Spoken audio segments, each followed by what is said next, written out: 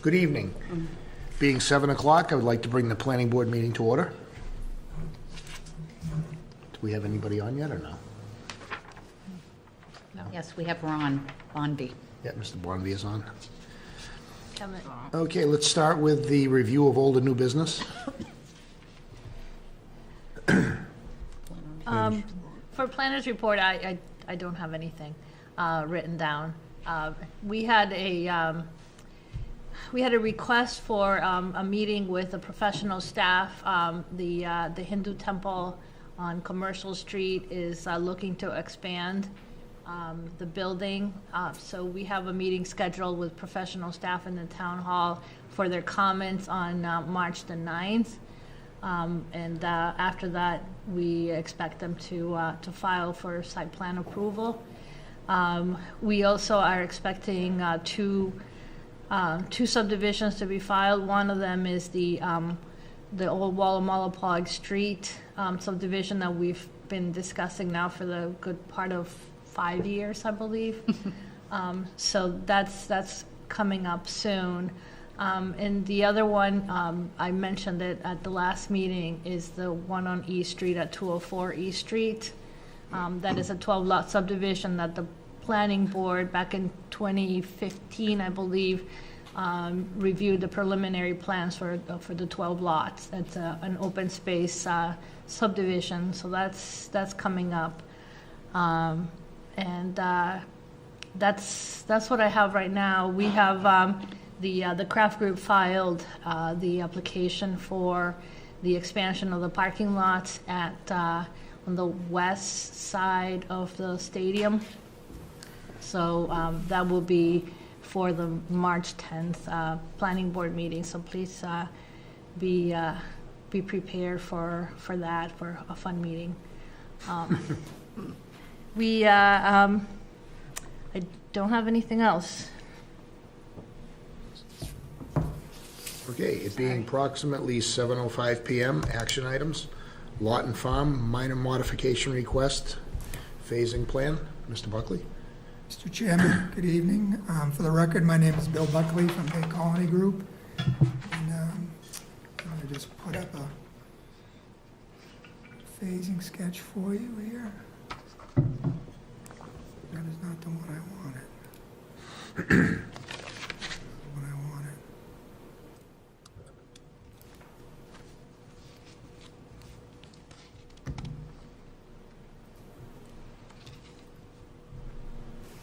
So again, good evening. Also with me this evening, zooming in, is Ron Bonvy from Lawson Farm LLC. So we filed a request for a minor modification to the definitive plan. And just a refresher, this is the project. It's Lawson Farms. This was approved by the board back in September 2016. It's a 30-lot single-family home subdivision over off of Main Street on Judge Brown's old land. And at the time of when we had the discussion, one of the things we talked about was the fact that we'd be phasing the project because it's so big. It's about three-quarters of a mile of roadway. And so at that time, we had put up some phasing plans for you. Actually, we had two different scenarios. Phase one, which is in yellow on this drawing, which has been, for the most part, either the roadway has certainly been completed to base course, and all of the lots either have been built or have homes on them. And then phase two is in the green here. Now, the original phase two, let me zoom in on this. The original phase two ended right here at the cul-de-sac.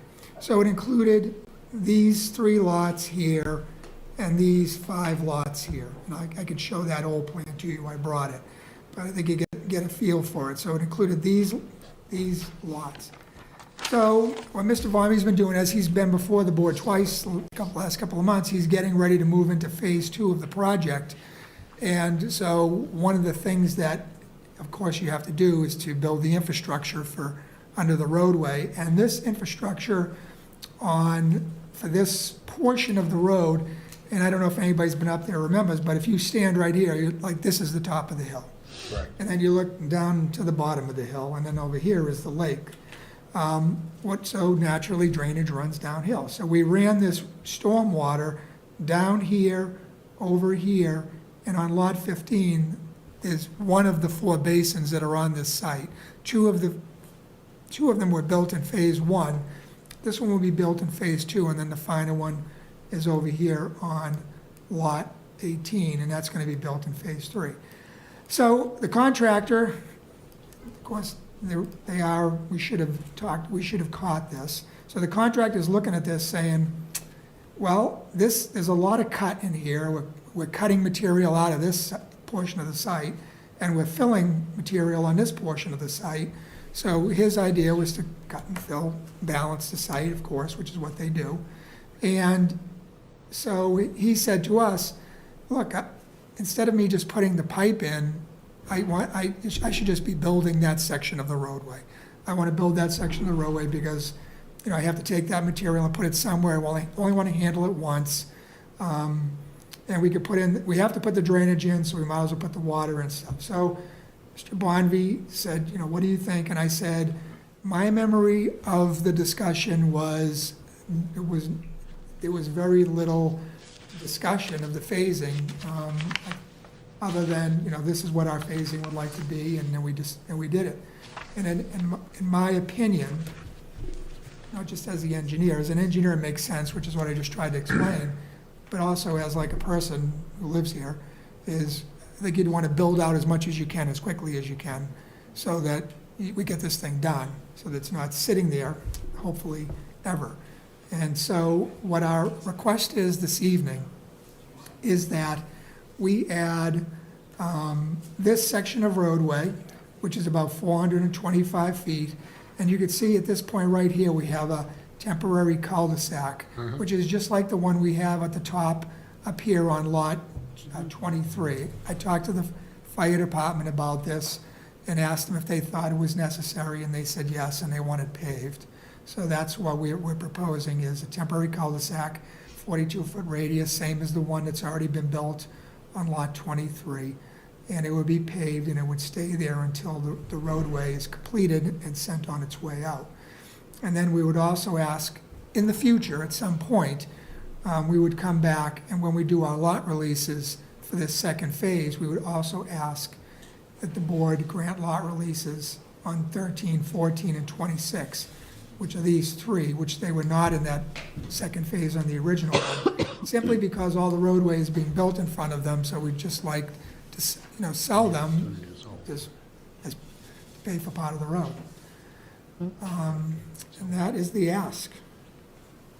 And of course, at that point, I'm not asking for any lot releases now, we're just asking for the board to consider it, so we can give the contractor his marching orders. He builds the road, gets it up to base course, puts the lights in, and then we can come back in and ask for lot releases and put together a new bond at that point as well, which would include anything not completed in lot 1, and then the remainder of phase 1 and phase 2.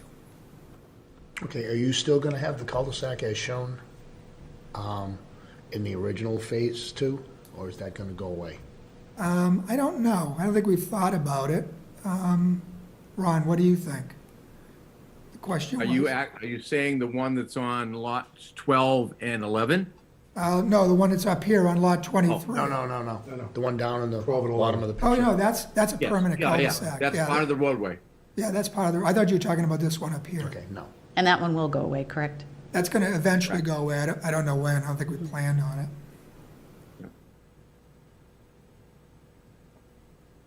I think it makes sense.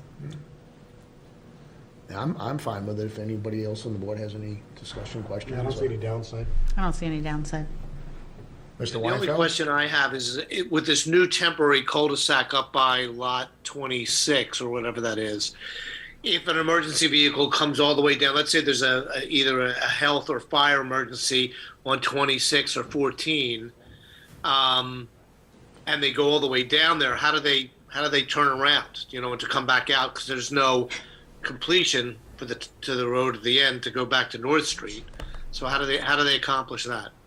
It would be on the temporary cul-de-sac, so the fire department wants us to build it to a minimum radius of 42 feet, so that even their ladder truck could turn around down there. Okay. That's all I wanted to know. Bill, one question. How long will the road be as a dead-end road? It will be,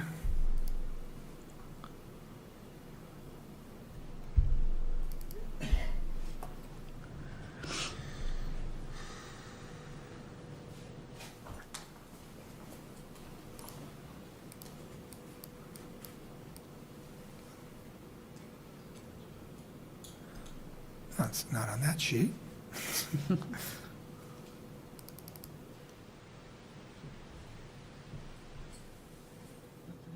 exceed 800. 800.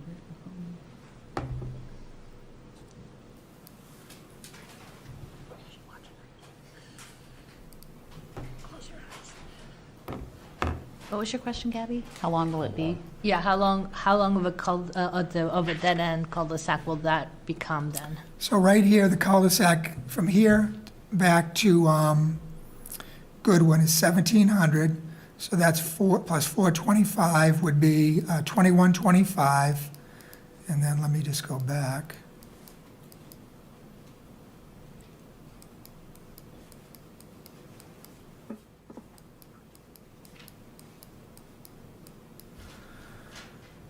And that's roughly 610, it's about 2,800 feet. It'd be about half a mile. That's a very long Yes, dead-end road. right. It is. What's the concern, Gabby? Well, first of all, our subdivision regulations allowed, 800-foot-long dead-end roads only, except with a special permit for, an extension. Are you saying this would need a special permit, even though it's temporary? I don't know. The concern, I think the concern is that if it is that long and something happens and the subdivision does not continue to be constructed, phase 3 is not constructed, then we're stuck with this very long dead-end road. Right. It's always been an issue. It's always been a concern. I mean, when you have this, but we did talk about the dead end issue, and actually it's a specific waiver that the board granted when we built this subdivision. So that's what I was putting up there. So I do understand it. If you want to talk again to the fire department one more time, I don't think 2 weeks is a big deal to hold up if you get it, but I did talk to Deputy Larissy about it, and that was, his only concern was to make sure that was a paved turnaround. It's up to you. How does the board feel about I think I'd like to get a little bit more information. Tracy? Did they just rough in the Phase 3 road? Just leave it gravel, but rough it in so it is passable in an emergency? Did you hear that, Ron? Mr. Whitehouse asked if we could rough in the Phase 3 road and get it to just the gravel so that it's passable in case of an emergency. The amount of time it takes for a vehicle to get there. I could certainly clear it and probably put some type of material down. So I'm concerned about what passable would be considered, because in the winter you've got to plow it, et cetera, to make it continually passable through the winter. So it's almost like, what is passable? And I'm just concerned about that because, again, winter and requirements to make it passable. But I have no problem clearing it, and we probably would have enough material coming out of the second phase anyway to probably go that further than that dead end, the cul-de-sac anyway. So I have no problem tying it in. I just don't know passable. I could plow it in the winter. I just don't know what the criteria for passable would be. Do you expect Phase 3 would go beyond next winter? I mean, this winter's almost over. Did you hear that, Ron? Depends on the world around us. I can tell you, Yeah. the last couple of years has not been very helpful in this business. So I'm not promising anything. It's just the world is upside down. I'm so concerned about what's happening in the world at this point. How about something like the knockoff pads that we do at the entrance of a project, or the compacted, materials to allow, emergency vehicle access if necessary? Is that something that you were thinking about, That's what I was- Gary? yeah, Did you hear that, Ron? Yeah, I don't understand what that actually is, though. I'm sorry. Well, what I would say, I guess what we'd be looking for, and Gabby, just jump in if I'm misstating, is, clearing that, which a lot of it is already cleared, but clearing the remainder of it, and then bringing in gravel to whatever, I would say to whatever level we could, by using the material coming in off the second phase, and then just grading it so that it's passable for vehicles. I mean, and I'm not talking about a pickup truck, but for a safety vehicle or something like that. Would that be something acceptable? I can do that. I think the definition of passable, like I have an Explorer, if I can drive over it, I guess, if that's acceptable, I'm okay with that. And I would presume that an emergency vehicle could get down there if I could get down there, and in two-wheel drive, not four-wheel drive. Certainly we can clear it. Certainly we can stump and strip it. Certainly we can put down some type of material that would be hard enough that you could drive over during, let's say, spring events so you don't get stuck. We can certainly do that. Okay. Would that be all right? Yeah, and he's always going to have a grader on site anyways, That's true. so. Right. Gabby, The you're question still of plowing concerned? it, it's not an issue. Are you concerned? I think that's a little more acceptable than not having anything. Oh, I The agree. the subdivision has been in construction for over 6 years now. So I would feel more comfortable having something like that, having some sort of a connection rather than not. Okay, that sounds good to me, sounds fine.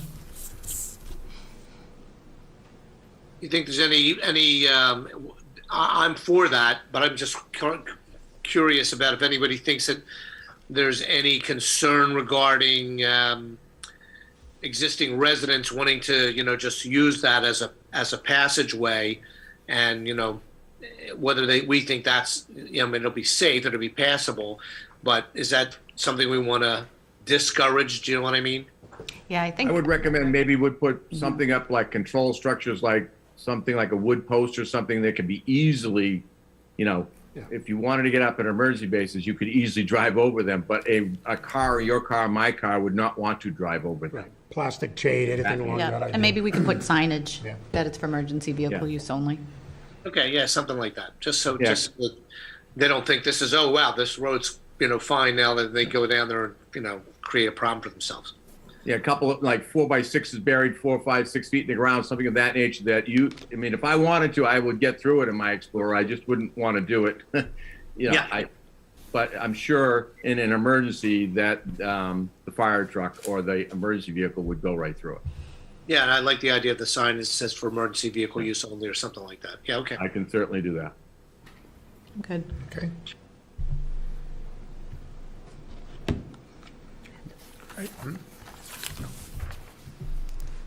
Want a motion? Take a vote. I don't know. He said no. Do we need to vote for this? Do we need to or- vote?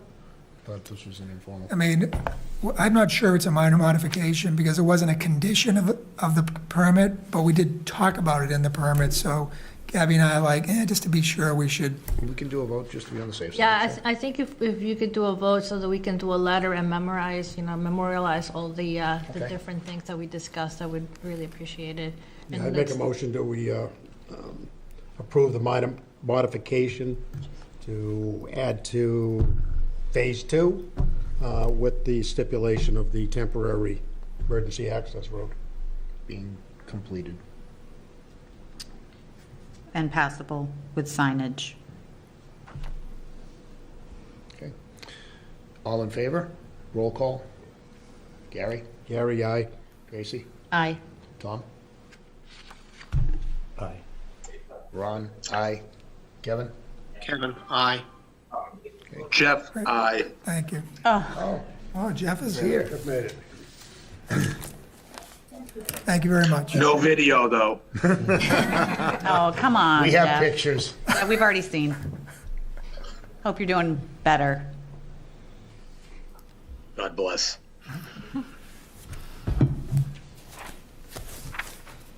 Okay. So the next Free item out. on the agenda is our discussion of the marijuana establishment bylaw articles distributed at the last meeting, and the board wanted to have a little more time to look at the language and review, and so we could discuss it tonight. The administration is asking for the board's input on the articles. They want to know, what, if there's any concerns, if there's any changes that you would like to see, or if it's okay as it is so that it can be included in the town meeting warrant. We need to finalize the language for the warrant.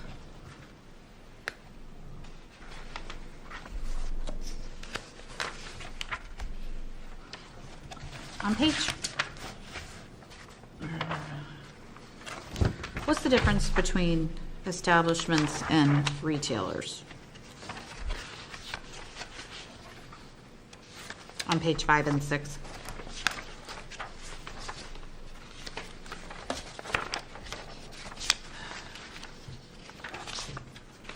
Retailers, I'm assuming you can walk in and purchase. Establishments just growing. I think it's like the cultivation and the processing. So why is S1, which is Route 1, why is it a no? Because that's where That's think what- we talked about that last time. I think it was a mistake, wasn't it? Yeah, I because think I think that's something that should be allowed by special permit from the planning board. agree. And then, general business. What's HB again? Highway business, And GI General industry. general industrial, and light industrial? limited industrial. So, general business, is that, I forget where the delineation is that downtown? Or uptown? Yeah,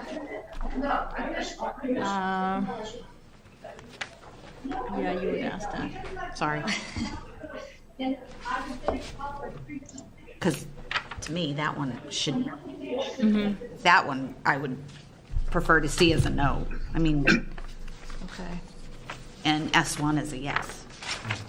I really don't want a marijuana retailer around the common. Well, GB is enough, right? No, GB is special, no, flip the page. That's, All right. this is retailers. Hey, okay.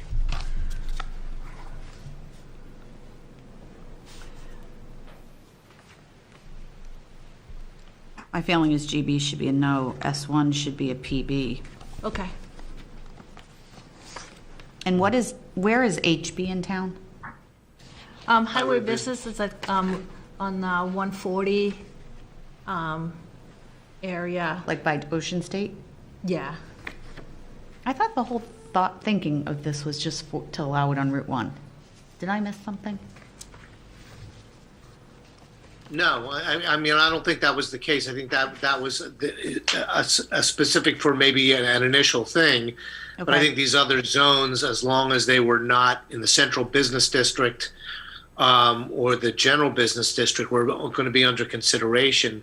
I mean, I have no problem with us having a conversation about it, though. I'm just pointing that out. Well, the one I think that's not correct is S1 should be planning board, shouldn't be Yeah, a that no. definitely. Yeah. General business, okay, planning board.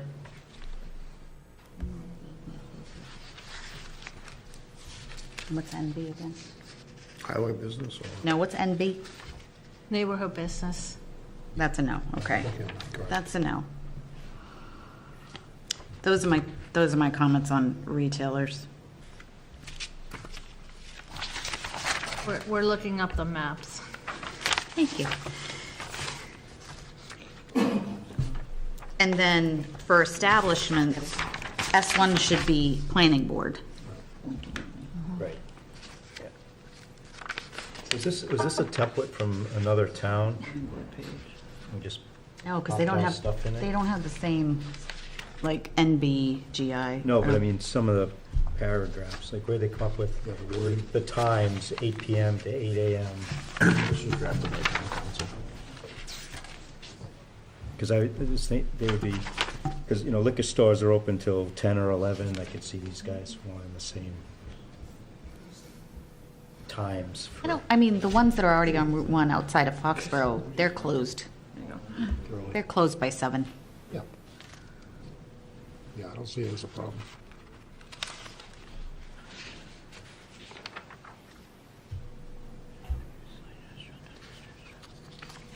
Did a lot of this come from Sharon, down in Sharon? I don't know, maybe Kevin can shed a little light on that. Kevin, do you know where the wording came from? Gary's thinking it came. No, you mean the wording for this document? Yeah, I believe it came through Mr. Costello. Yeah. okay, we didn't borrow Oh, it? came from town council, I believe. Okay. Yeah. Yeah, Tracy, yeah, general business, it looks like it's the downtown, the uptown area. Yeah, for general business, That's a no. that's it's a no on marijuana establishments, but it's a PB on retailers. It should be a no, Okay. in my opinion. That's my opinion. Yeah. Mr. Chairman? Ron or Kevin? I just, Unfortunately, tonight, I had some extensive notes on this matter, which I don't have at my disposal at the present time. But I did want to ask, is it possible to get some clarity, or does anyone with this board have greater clarity, maybe Gabby, maybe professional staff, on the distinction between a zoning measure, such as we have before us here, proposed zoning, and licensing? It appeared to me on reviewing this document that there are a lot of what I would consider licensing issues or matters built into this zoning, which I've never really seen before. And so my question is, I'm not even sure, and I, you know, if things had gone a little differently today, I was going to do a little research, but is there even a local licensing element to this, or is it all done at the state level? I mean, I'd like, you know, I think we need to have some of that information as to exactly and precisely what we're being asked of here. Because if it's just a land use matter, then I think there's a lot of elements here. You were just talking a second ago, for example, about hours of operation. You know, that's not typically a land use matter. Correct. I agree with Typically a licensing matter.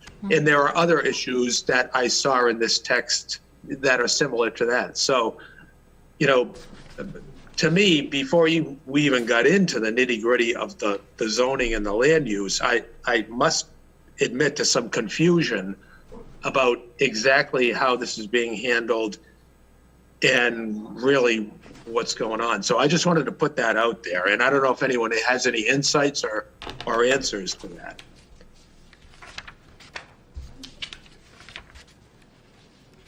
Gabby, you'd be our expert at this point. No, I don't. I mean, have am I a- off base about that? It's just a confusion, you know? Yeah. Yeah, I don't know if Attorney Costello just looked at a variety of styles of this type of legislation around, you know, the Commonwealth, and then came up with the document that we see tonight, you know, based on those things. But I agree with what Jeff is saying. I don't think that that's typical of anything that we would normally deal with. It would come down to the selectmen or the Board of Health or whatever other, you know, entity would be making those decisions relative to the licensing.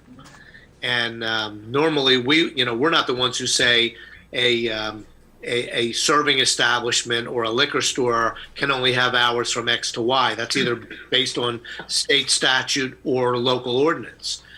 So I think Jeff's wise to point that out. Who's sponsoring this article? Board of Selectmen. The selectmen. Selectmen. Board of Selectmen. Yeah. I'm being told that the Mr. Costello used the Mashpee bylaw as a base for this language.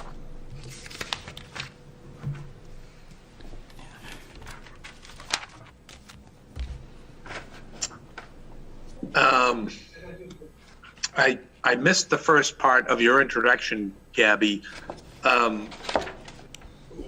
When is, when are the when is the Board of Selectmen looking, or the town manager looking for these recommendations on these matters?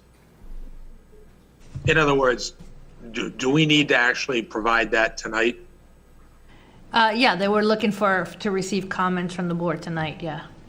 Well, I think, Oh, well, I think we can give them some comments. I'm not sure we can give them a recommendation. I agree, Jeff. I agree as well. We need some clarification on zoning versus licensing and then the changes made. Okay. I mean, shame on me, but honestly, I don't even know whether there is a local licensing element here. I don't. I think it's Well, a good question. usually when we do, a zoning proposal like this, we do the zoning bylaw first, and that is approved, and then some sort of regulation is drafted. We did that with stormwater we approved the stormwater bylaw, and then the local regulations were adopted so that the bylaw could be applied. So my guess is that would be the same process. So then the article that's number 1 on this thing is really the one that falls within sounds like the zoning one at the top. Well, And then the article below it, which is the one that Jeff has questions and concerns over, which I agree, and as do I, that's the selectmen's. but they are zoning articles, they are going into the zoning bylaw, so even though they're sponsored by the selectmen, we would have to hold public hearings for them because they're zoning matters. Has Barney looked at this at all, do you know? I don't know. I think we've got a lot of questions. Barney's here. Thanks, Barb. Here, he just appears out of Good evening. nowhere. This is becoming a habit, I think. To answer, I think that was Jeff's question. No, I have not seen this at all. Okay. The only thing I know about it is listening to you at the last planning board meeting, and then just reading what I've read in the Foxborough Reporter. All right, I will get the language to you, Barney. I can't wait. Thank you. Okay. Paige just weighed in here. The Board of Selectmen will adopt the licensing after the zoning. But the zoning seems to have a lot of licensing language in it, which is, I think, our concern. Okay. Yeah, I think Barney was looking at that. Well, concern, but certainly confusion. Yeah. Right. And obviously Paige misses us a whole heck of a lot because she must be listening in. She is. So we can give feedback as to what our recommendations for the zoning is. Whether it's planning board or no, or, but that's as far as we're recommending unless they clarify, right? I'm not recommending I'd like to see anything. more clarification. So. Yeah. Okay.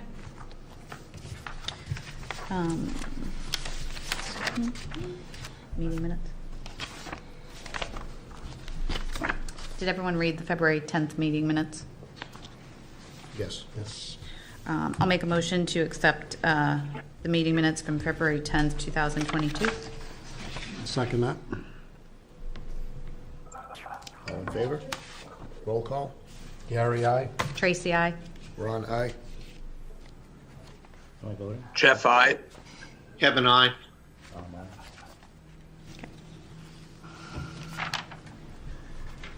Okay. Thank you. So the next up is the public hearing for the planning board rules and regulations. Just as an explanation, when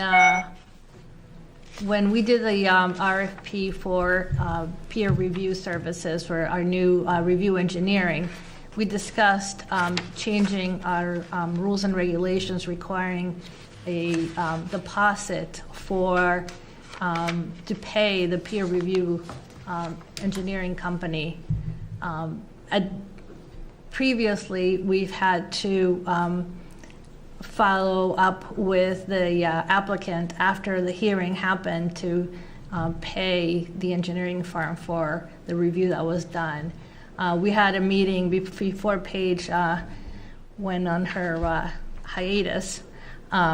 We had a meeting with finance, and they agreed that we should establish accounts for each of the projects so that they could, the applicants could put in a deposit to pay for those reviews.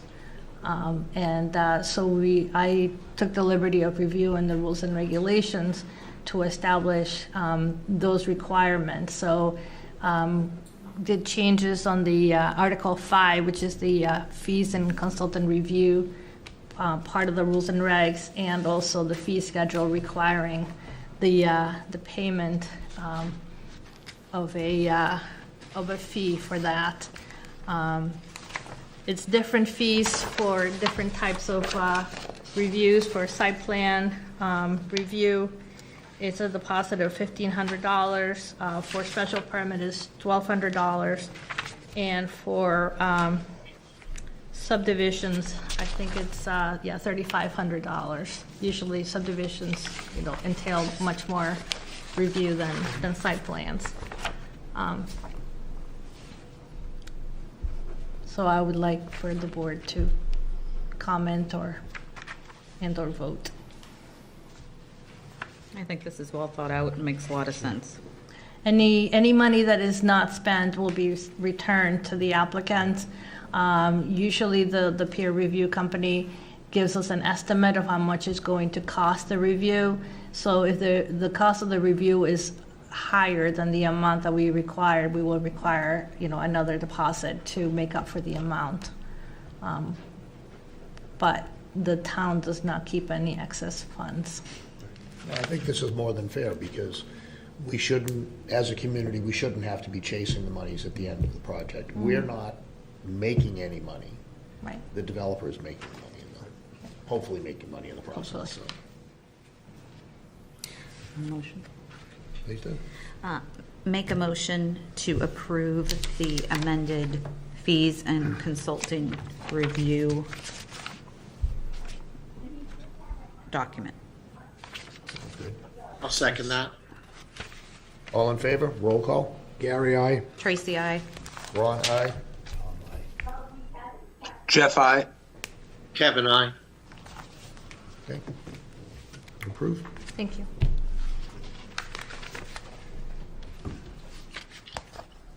Is it, oh, what's, yeah. Yes, it is. Okay, I don't know if Kevin was gonna do it or not. I'll do it. Being a little after 7:20 PM, zoning discussion, Lorraine Brew and Barney Overt, proposed accessory apartment amendment. Good evening, Lorraine Brew, 126 Mechanic Street, and Barney Overt, Zoom. Thanks for having us. So just a little background. As I'm sure everyone knows, at the special town meeting last fall, the zoning bylaw changes that were proposed for accessory apartments were voted down. And, a number of concerns were raised, and hearing those concerns, I wanted to find out if there was going to be any consideration to reworking that option. So in the beginning of January, I reached out to Kevin, and we had some discussion about it, and Kevin suggested that I come before the board and see, if we can just have a discussion about the topic in general and any ideas or thoughts about potentially going forward with this again, based on those concerns. Major concerns were raised about the lack of any type of enforcement language that was part of that proposed change, and also about the size of the apartment that was being proposed. And so, after Kevin suggested that I come before you, that I reached out to Barney, and Barney has done some research on a statute that's in place now regarding accessory apartments, and as a result of his research has come up with two versions of language for you to consider. And unless you have any questions for me, I was going to turn it over to Barney to go into more detail on that information. It's fine. Okay. Thanks, Barney. Okay, thank you. Excuse me. So what I tried to do here was take what we had proposed to town meeting back in November and modify it to do two things. Number one was to address, as Lorraine indicated, the size issue and the compliance issue. And as you can see, the size has been reduced from 1,100 square feet to 900 square feet. And then at the very end of the two versions, there's a compliance provision, a certification and compliance provision. The second thing that I tried to do was to comply as closely as possible to the statutory changes that took place a little bit more than a year ago. The state revised, well, there were a number of revisions to Chapter 40A. One of those revisions was to provide a definition for accessory apartments. And that definition, in part, defines an accessory apartment as being not larger in floor area than half of the floor area of the principal dwelling or 900 square feet, whichever is smaller. And that's why you'll see in both these versions, the 900 square feet as the size of the accessory apartment. The other thing that the state legislation did was to provide was to change the voting requirement at town meeting for accessory apartments when they are being allowed as of right. So rather than require a 2/3 vote at town meeting, when an accessory apartment that meets the state definition is being proposed, you would only need a majority vote. So what I've done is prepared two different versions, two different revisions of what was considered this past November. One would be by right, and that would apply to the R15 as well as the R40.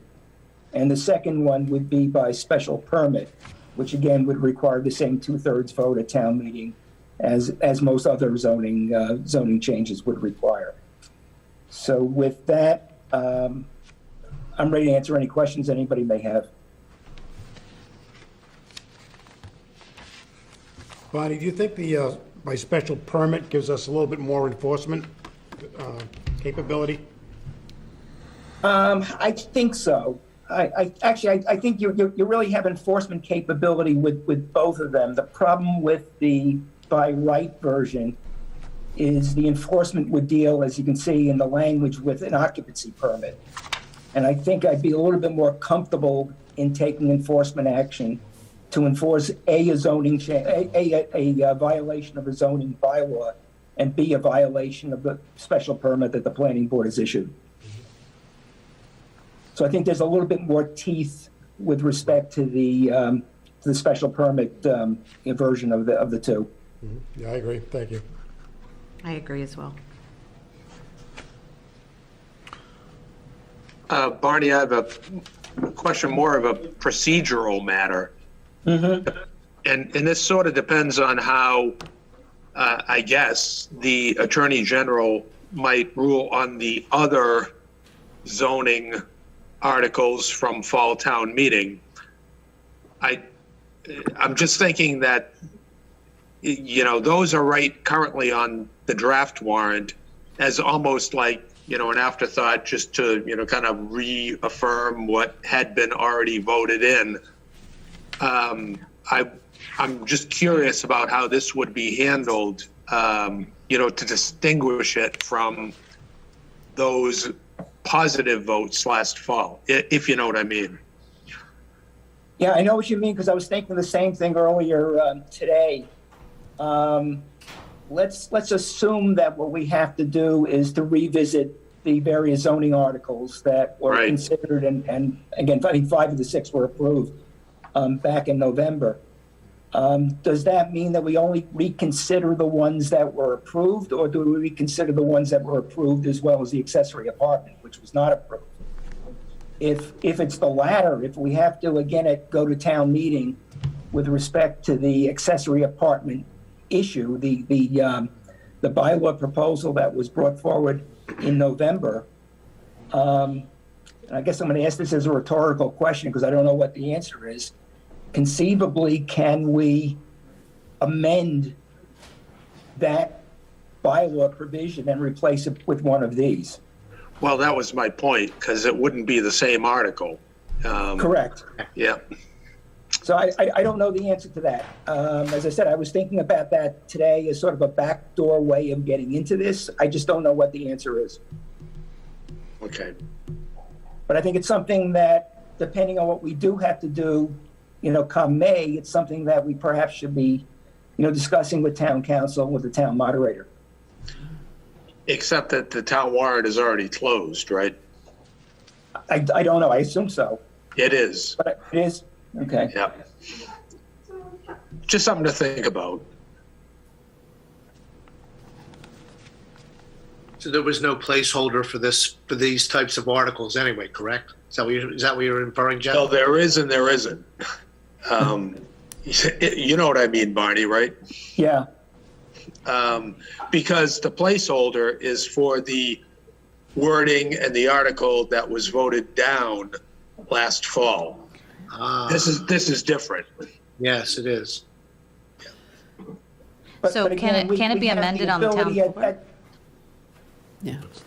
I was saying, we have the ability at town meeting to amend an article that is being considered. And I would think that this would possibly be a way to address one of these two. Excuse me, Diana, do you know, was a placeholder requested to Bill for this specifically? Do you remember? I don't think for this new one. Not for the new one? Okay. So does that mean it can't even be considered for this town meeting? Is that what this means? Possibly, yeah. So, I'm not sure if everybody remembers, there was an issue with the advertising of the public hearing for the articles, the zoning articles from the special town meeting in November. The newspaper did not publish the notice. So there's been a submission to the Attorney General's office that to allow us to continue with those articles, but we would have to do a special publication that these articles were presented at town meeting and were voted. We're expecting a response from the Attorney General's office in the next 10 days. So if we're hoping for a positive, we've been told that we will have a positive outcome, allowing us to just advertise and not have to, redo the articles at town meeting. There is a placeholder for all these articles right now for the annual town meeting, just in case the Attorney General's office does not respond favorably. So there is a placeholder for the accessory apartment article as well, even though it was voted down. I think that's what Jeff and Barney were discussing, that because there's a placeholder for that article, that it could possibly be used for this article, this new article. Or couldn't, is that Change it on the floor. is that correct, Barney? can we amend on the floor? I'm sorry, Tracy, or is it Gabby? That was, Yeah. Gabby was asking you to confirm, and then I was asking if that is the case, could we just could an amendment be made on the town floor? Meeting floor? I would think we can make an amendment. I mean, there's only really, I guess, two changes from what, but let's say for argument's sake, we're going to go forward, or the planning board wants to go forward with a special permit version of this. The only difference between this and what was considered and voting down in November was subparagraph 8. Yep, because it goes from 1,100 to 900, right? Right, and then the addition of, on the next page, 8.1.2 and 8.1.3. That's new. So it sounds like the by right one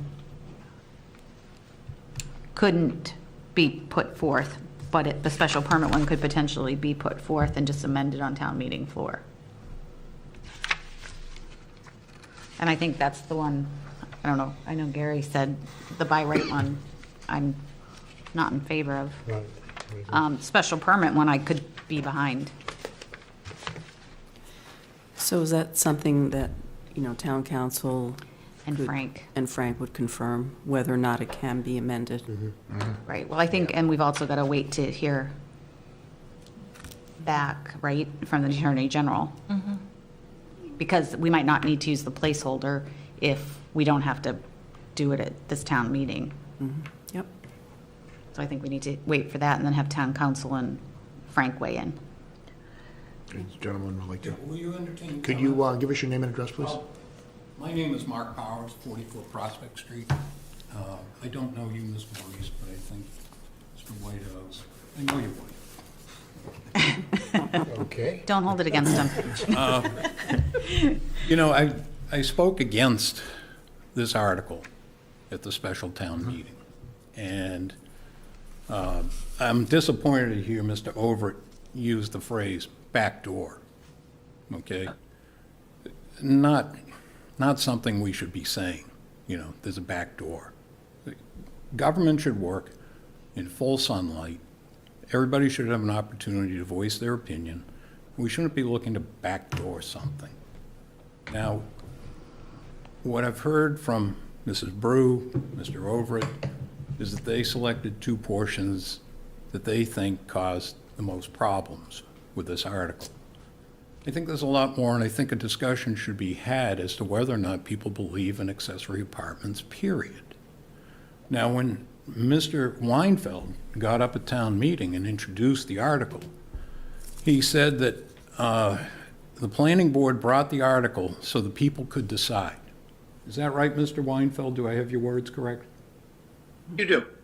And what I've read in the Reporter twice on the account of town meeting is that the article failed to get the necessary 2/3 vote. Well, the article failed to get a simple majority. Not 2/3. It didn't get a simple majority. It doesn't mean it can't come back in front of town meeting, though. Well, the standard in Foxborough is if it's the same article, it can't come back for 2 years. And it's a little disappointing to hear that, well, we're going to tweak this, we're going to tweak that, and we're going to get back in. You know, what does it say? You know, the people didn't want the article that night. And we're gonna hem and haw, maybe we can get it back in, maybe we can talk to this person. Now, I talked to the town clerk when I saw the placeholder, and he said that the article that was not approved should not have been included as a placeholder by the town manager's office. There was a lot of misinformation about this article. One of them you kept hearing from groups, planning board in particular, was that this would allow in-law apartments. If you watch the BOS meeting, the last BOS meeting, you'll hear the town manager say the in-law apartment article was defeated at the last town meeting. It wasn't that. It's time that we move on. You know, there's two sides to every issue. And when an article wins or an article loses, there's two sides. There's winners and losers. Now, in the past, there's a 2-year hiatus before it comes back. Why aren't we following that now? Why is everybody in such a hurry to make a little amendment here, make a little amendment there, and get it back in front of the board? I think it's a matter of, and I won't comment, you guys know better about the 2-year rule, if it's a rule, an unwritten rule, a written rule, I don't know what it is. But the people who wrote it, there are people who are in support of this, and there were people who weren't, and the two big reasons were the size and the ability to ensure that it was enforceable. There we go. Well, and so, Tracy, but here's the, you know, can I listen, please finish? No, because Excuse me? right now what you're saying, I disagree with. You're saying the two reasons were this. Now, you know, I got up and spoke. I know other people who got up and spoke. And as far as I know, you have not contacted any of those people. So I'm not sure where the source of your information that this was the reason that I was people at town voted meeting. against it. Okay. And I've spoken to a number of people. So I Okay. would appreciate you not making statements that you're not aware of and are not accurate. All right. Thank you. Thank you. Mr. Powers, just one point of clarification. A zoning article requires 2/3 majority vote at town meeting. That was the only reason why it was mentioned in the newspaper No, article. I didn't say that statement was inaccurate. I just Okay. wanted to clarify that. But I'm That's the just only saying reason why for the- it's for the mentioned in the board. newspaper, that it's a I- 2/3 majority I that is fully required understand for it a zoning needed article. Can you 2/3. please let her speak, Mr. Powers? Sure. Thank you. So that was the only point that I wanted to make. It was the only reason that it's mentioned that it's 2/3 majority. It was because that is what is required by law. It was defeated, But the reason why it's mentioned that is because that's what the voting ratio has to be for zoning articles. That's it. Thank you, Thank Gabby. you. So I just want to comment on, it strikes me that you're implying that this is being handled in a nefarious way, that, again, I was at that same meeting, and I recognize the concerns, and that's why, I've brought forward this discussion, because I think it's important to address those concerns, and the hope was that, with the research that Barney did, that this would help address that and be able to bring it forward for reconsideration by the town, by the residents of the town. And, my recollection, when I looked around the room when the vote was taken, I thought, geez, I would have wanted a hand vote tally if it was only a majority necessary at that point. So, I think there are a lot of people who would be favorable to it. I think it's a tremendous expense to consider doing something like this. So I think that, we have a certain number of accessory apartments in the town already, but it's not a lot. I don't see how that expense changes, especially in this day and age. It's just becoming more prohibitive to even do. But I think, again, the purpose of bringing this forward again was to work to address the concerns that had been raised, that, were under discussion at that time. Right. And I am not implying anything nefarious. I do not like to hear terms like backdoor. Okay, understood. Mr. Powers, I'd like to take over for a minute and ask Mr. Overt to please clarify one thing for the board and for the public. Is there a 2-year moratorium before it can go back to town meeting? Not that I'm aware of. There would be, in the zoning bylaw, there is a prohibition if the zoning board of appeals is to deny a variance request or a special permit request, that particular request cannot be brought forward for another 2 years unless we find some material difference. I suspect the same holds true with the planning board and any special permit requests you have. But I'm not aware, and I may certainly be wrong on this, but I'm not aware that there's a moratorium of 2 years on a matter that's considered a town meeting. Maybe I that's can, something I Frank- can find out from Frank. the moderator, yes, and the town clerk. I will inquire Okay. about that information. Because if that's in effect, then we should abide by it. We absolutely need Yeah. clarification on that. Yeah, and we need to hear back from the Attorney General. And then, so we've got a few things here that, Yeah. Yeah, I think, yeah. I appreciate you hearing and having us for the discussion, so. absolutely. Absolutely. Thank you. Thank you. Okay. Thank you. Thank you.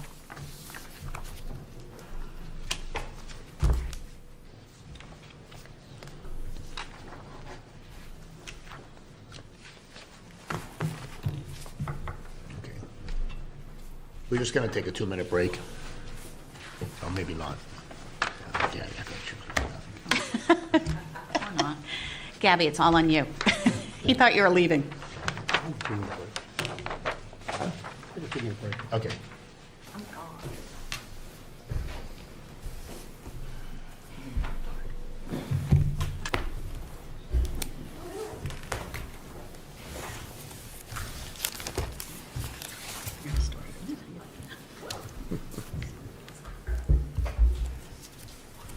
Mr. Buckley, you're back. No place I'd rather be. Well, Mary might disagree. She's asleep. Smart woman. She was my nurse. Was she? Yeah. Did she treat you well? She took very good care of this. Marcia was my nurse before. Closer to you or the mic? Slide it back and forth while I'm speaking.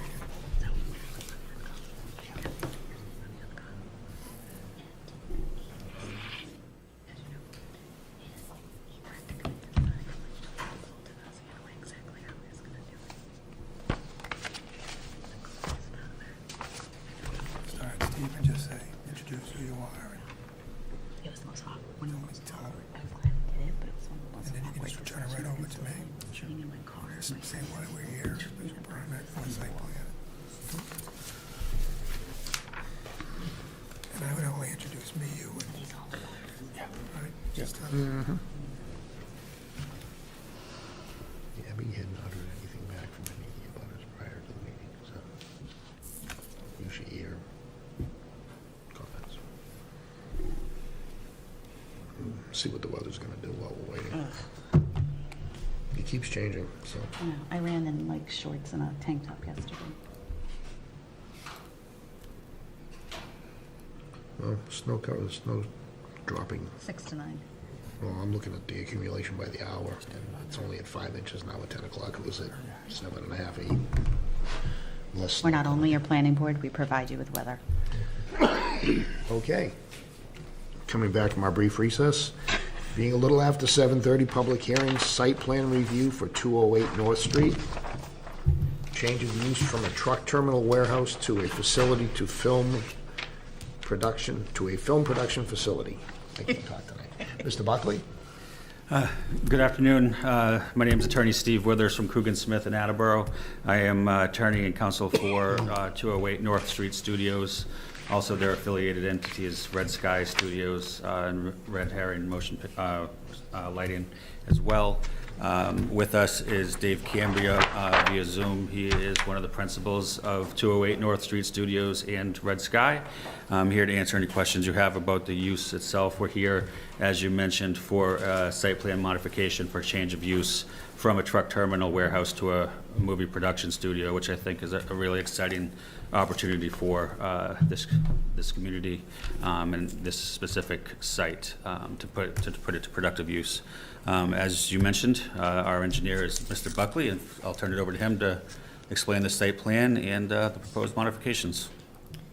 So good evening, ladies and gentlemen. I'm just going to put up the, if I can put it up again. Let's see. I want to share. Ah, here we go.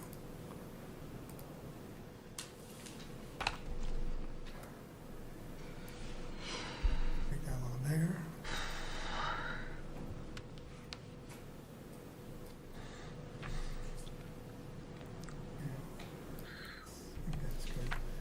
So good evening. As Steve said, we're here for the board for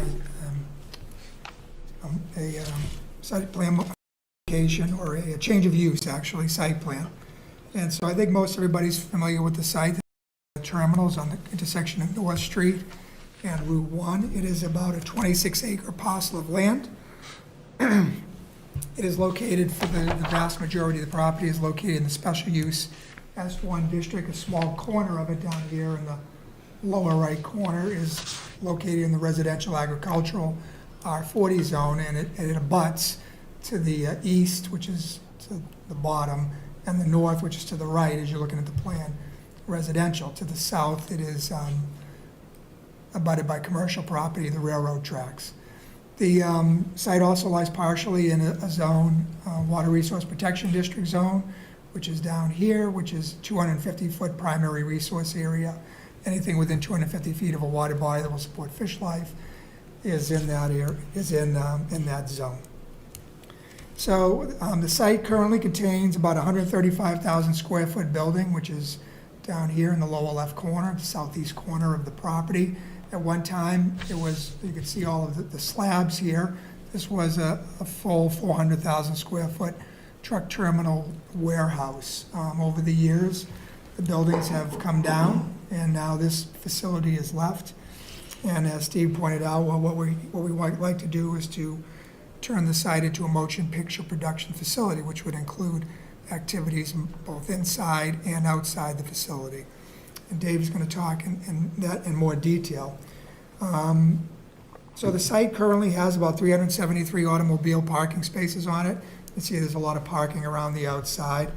There's about 18 truck loading docks, which are located down here in this portion of it, and you can see the railroad spur that comes in between the slab and the building where they used to be. Even at the time, although there will be some truck use, which again Dave will talk about in more detail, even if all of the 18 truck loading docks were being used, at once, which we certainly don't anticipate that at all. It would take up about 66 parking spaces, so you'd still have over 300 parking spaces. So there's no specific, in the parking table, there's no specific use for something like this. So what we did is we said, okay, it would be probably manufacturing and processing because they build sets, et cetera. And it would zone out or come out to about 182 spaces. And even at a worst-case scenario, when the facility is being for the biggest productions, we don't expect it to be more than 200, 250 people. That doesn't mean there'd be 250 cars. So we think the parking is adequate for the site. So it will be used to be changed from a truck terminal to a movie production facility. And multiple trades and craftsmen will work on this and to create and build sets, scenery, and anything related to that aspects of filmmaking, production, sound stages. And again, Dave will talk about it in more detail. And I'm not going to go over all of the items on the second and third page or fourth page of my memo that outline the compliance and performance standards of the Foxborough zoning bylaws. But if the board members have any questions at some point, I'd certainly be glad to go over them. There's going to be no change to the exterior of the building or to the site itself. Other than the fact that the existing lighting on the building will be changed to LED lighting. And in addition to that, down here on the northeast corner, there'll be some pole lighting put up on this concrete patio. And we've included a photometric plan so you can see how the lighting will shine in. And again, it's LED lighting, so it's focused and it will not be washing off of the property. In addition to the other minor improvements that we're talking about to the site this is the railroad spur. So I know you can't tell from here, but that's a 4-foot drop. So it's like a loading dock for a railroad. So it's about 4 feet or so below the finished floor. So what we want to have is access between the building and that pad to the southwest of that. And so there'll be 2 temporary bridges put in there, and they won't be necessarily there all the time, but they're removable bridges that we put in that area there that will span the dock. And then down here on the northern end of where the pads are, we're going to be proposing to fill in about, it's 50 feet at the end here. So let me zoom up a little bit more. So you can see down here, we're going to be filling in this small portion of the of the railroad spur, and that will allow easier access between the slabs. Right now, you can drive up onto them. Here there's a slab, here, down here there's a ramp. So what we want to do is be able to drive on it because Dave will explain some of it. We'll be using for activities for the facility. And other than that, really no construction taking place on the exterior of the site other than cleaning up, what's been there now. And actually a demolition permit has been granted by the building commissioner to do some of the work inside and outside of the building. So I can answer any questions now, or I can turn it over to Dave and he can talk about how his facility operates. However you would like to do it, Mr. Chairman. I think I'd like to hear the entire description of what the proposal is, and then we can go from there. So Dave, you could take it.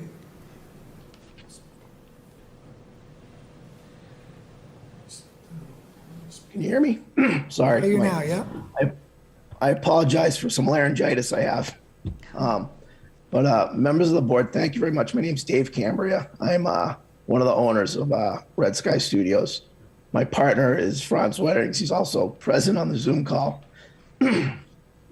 Hopefully you can hear me. Apologize again for the laryngitis, but we've been in business for about 25 years. We're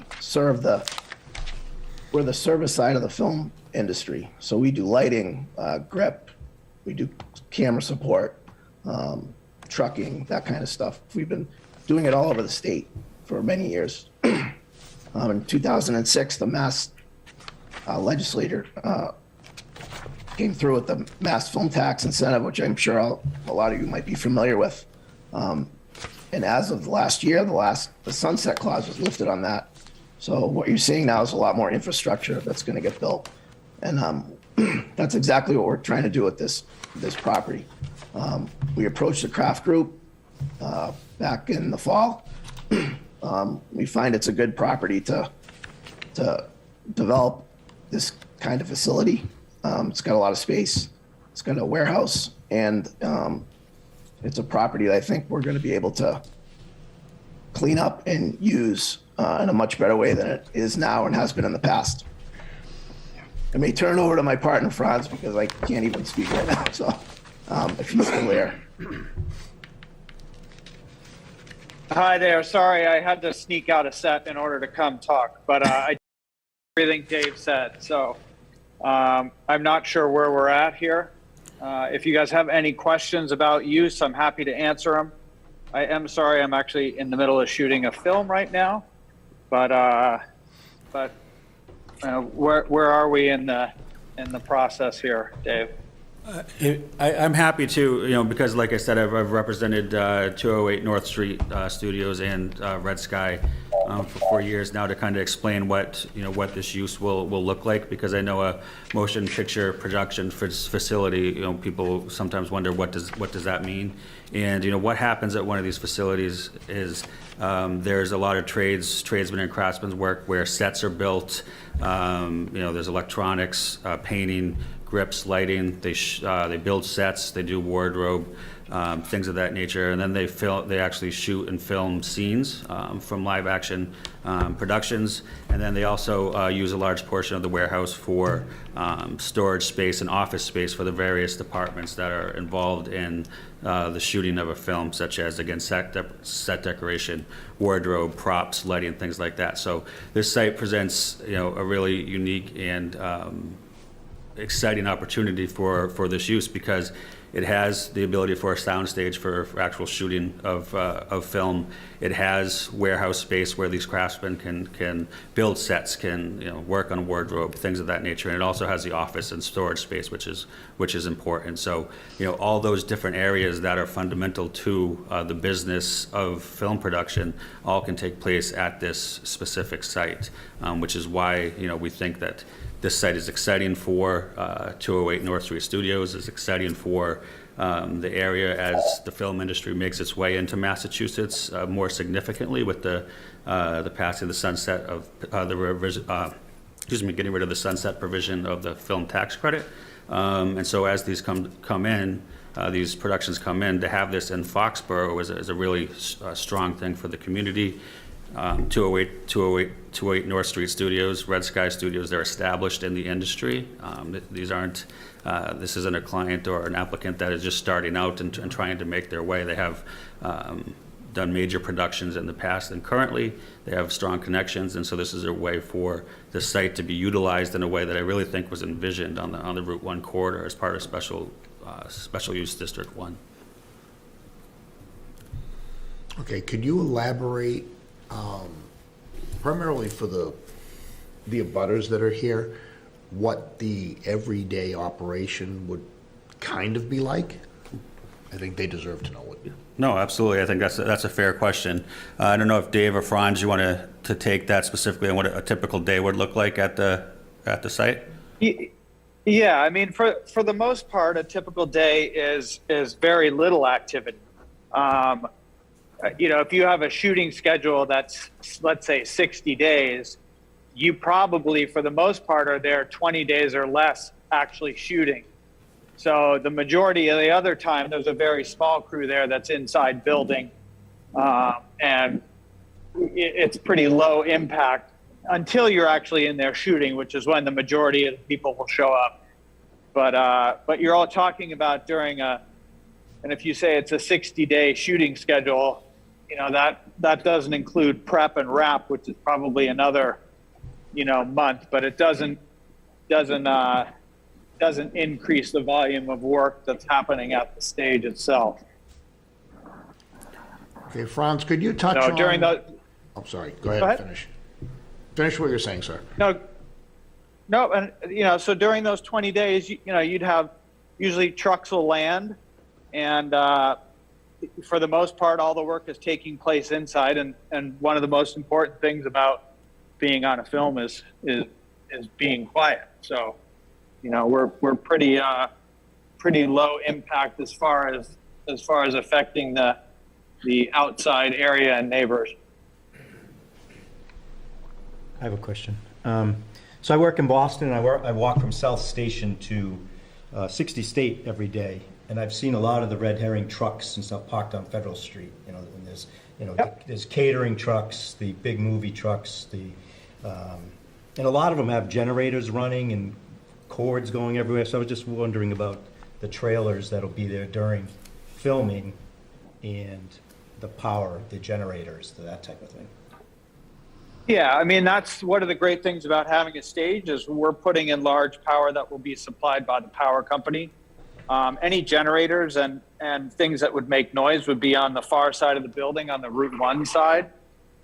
We do know that there are neighbors that abut the back side, and when we signed the lease, we also saw that it says no idling and all that, which we would abide by. So, but for the most part, any power, we are trying very hard to get it run so there's a service in there, so we don't need to use generators.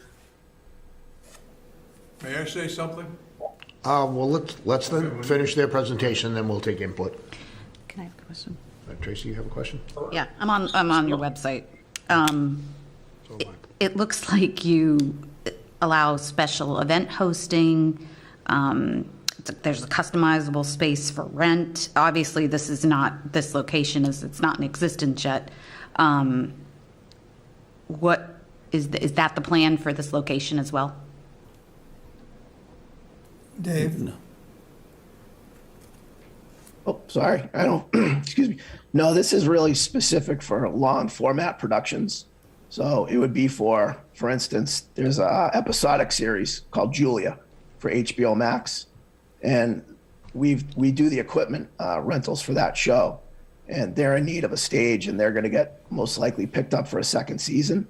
So we would, approach them to use this facility for the 5 or 6 months that they're going to shoot that second season of that show. Our facility in Boston is much different. It's for small commercial, small still photography projects. We're in a building that's owned by Harvard. It's right, across from the New Balance building area. We've been there for 7 years. Occasionally we do small events there, but this facility would not be geared towards events at all. Okay, thank you. And they're just gonna, I lost my question. So I have a question, if I may. So I'm not as concerned with the soundstage work that you're going to do in building. I am concerned about potential issues with neighbors if you do exterior shooting, especially nighttime shooting, both from lights, sound. Anybody who hasn't been on set for a situation like that may not realize how active it is if you're doing an exterior shot, even if you built the set on the outside. So I would just want some reassurance for the board, but also for the neighbors, that you would locate that type of a use when necessary towards the Route 1 side to begin with, and to do your best to limit sound that might, go into the neighborhood, even if it is, especially again at a nighttime. There's less traffic on Route 1 at that time, and there's just in general just less cover for any of the sound that might be on set. I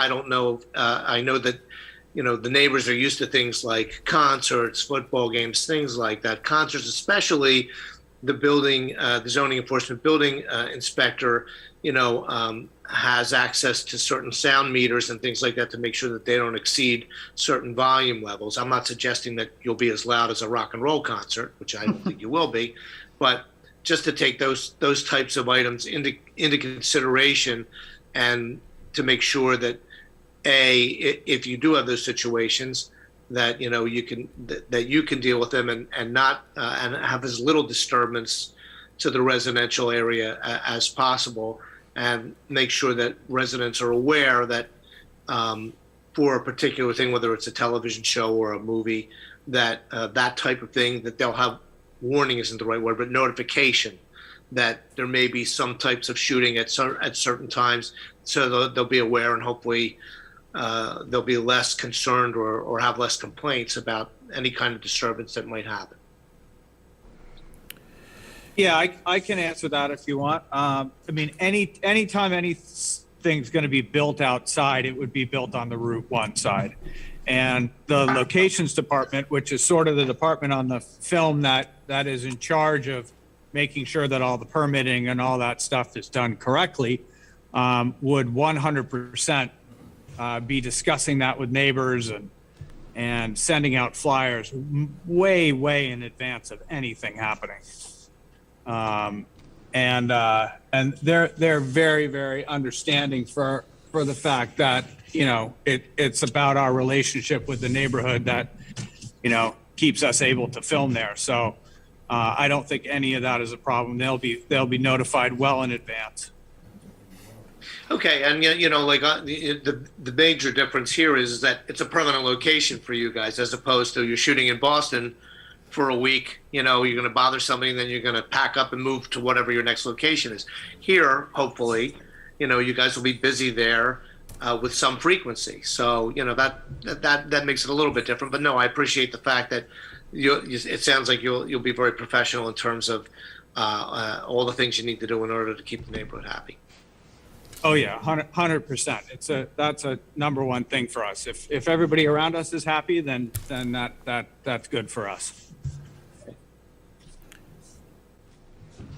Did you folks say that you have a location in Attleboro?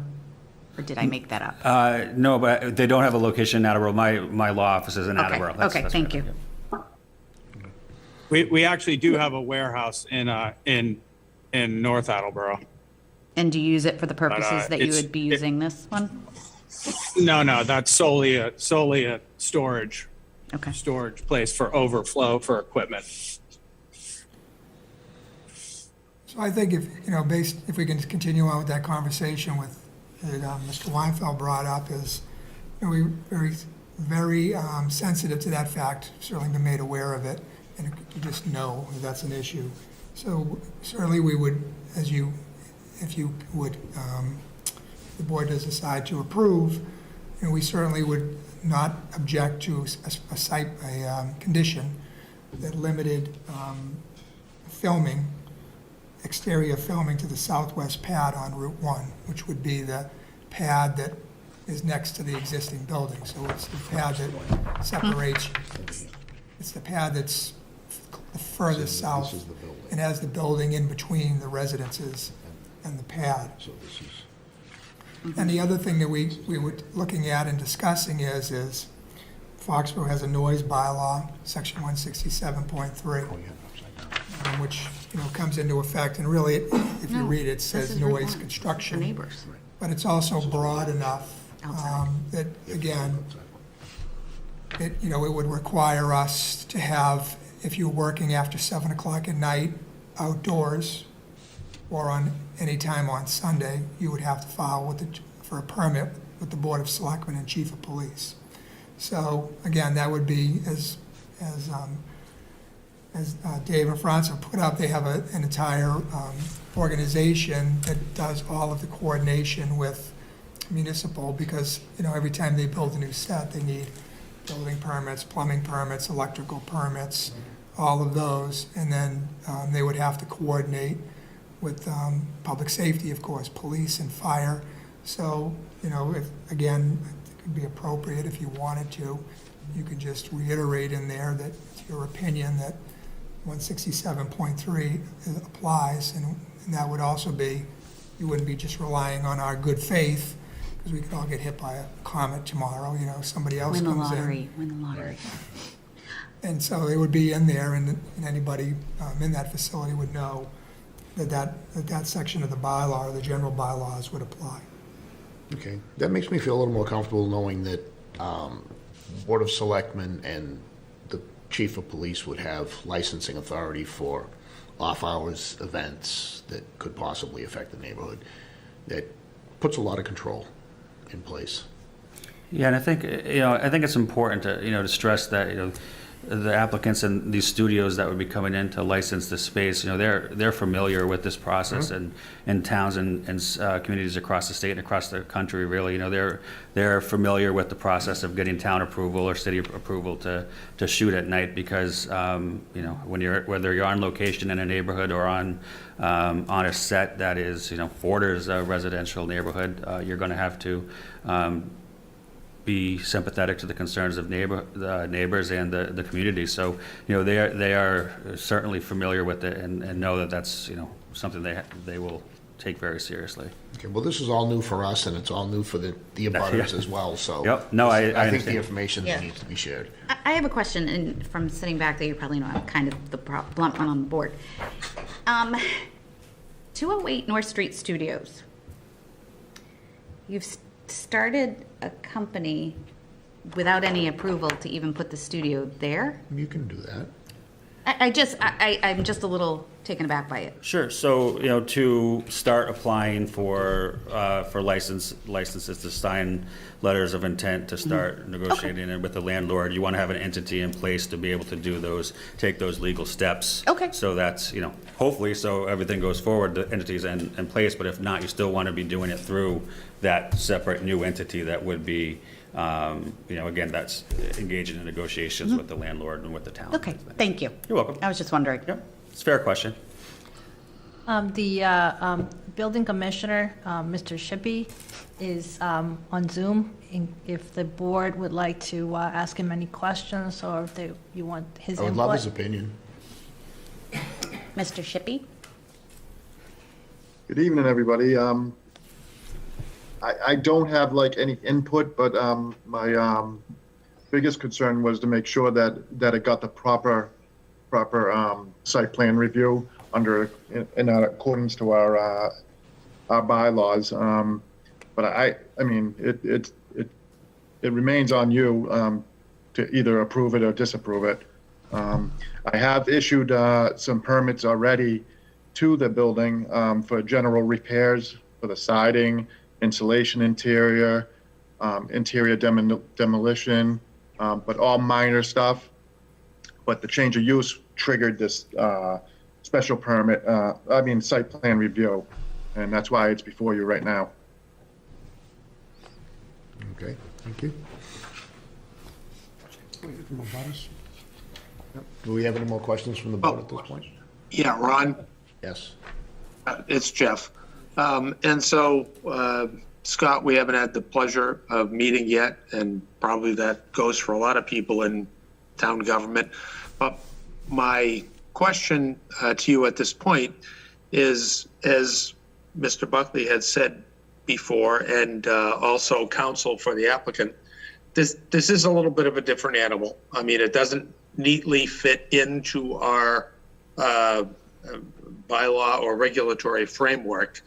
So we're all kind of walking down this road, I think, a little bit together. And my question for you is, and this was an issue that I had just discussed over the past week with Mr. Buckley, is if there are issues that arise, if there potentially is pushback on any operational matters, and at this point, from a town's perspective or a town officials, we don't really have a good handle on this, and that's no disrespect to the applicants. We just don't really know. Do you feel comfortable that, as in your role, that you'll be able to work through some of these matters that may or may not arise? I'm just saying, if they do, from our point of view as a site plan authority, we're not really exactly sure how this is going to go. We've never dealt with this type of application before. How do you feel? Do you feel relatively comfortable in what you see and your ability to enforce or mitigate conditions that may arise? Well, the first thing the board needs to address is the actual, what is the change of use? What are they classifying that use as under our bylaws? If the board feels comfortable with that, then Mr. Chairman said, there are stipulations in our governmental process that give us teeth, like licensing through the Board of Selectmen and the police chief to enforce the 7 p.m. or anything after 7 p.m. and on odd day, Sundays or something like that, filming like that. So they have some authority to that aspect as well. Like with Gillette Stadium, we do have zoning enforcement. We do check the decibels for concert levels on the North Street end. I think it's over 80-something decibels. It can't go over, and there are time limits for the concerts. So there are regulations in place to enforce. So I would feel, I mean, you can write a lot of stuff in the orders of conditions as well, if you feel comfortable with it, as long as they're not egregious.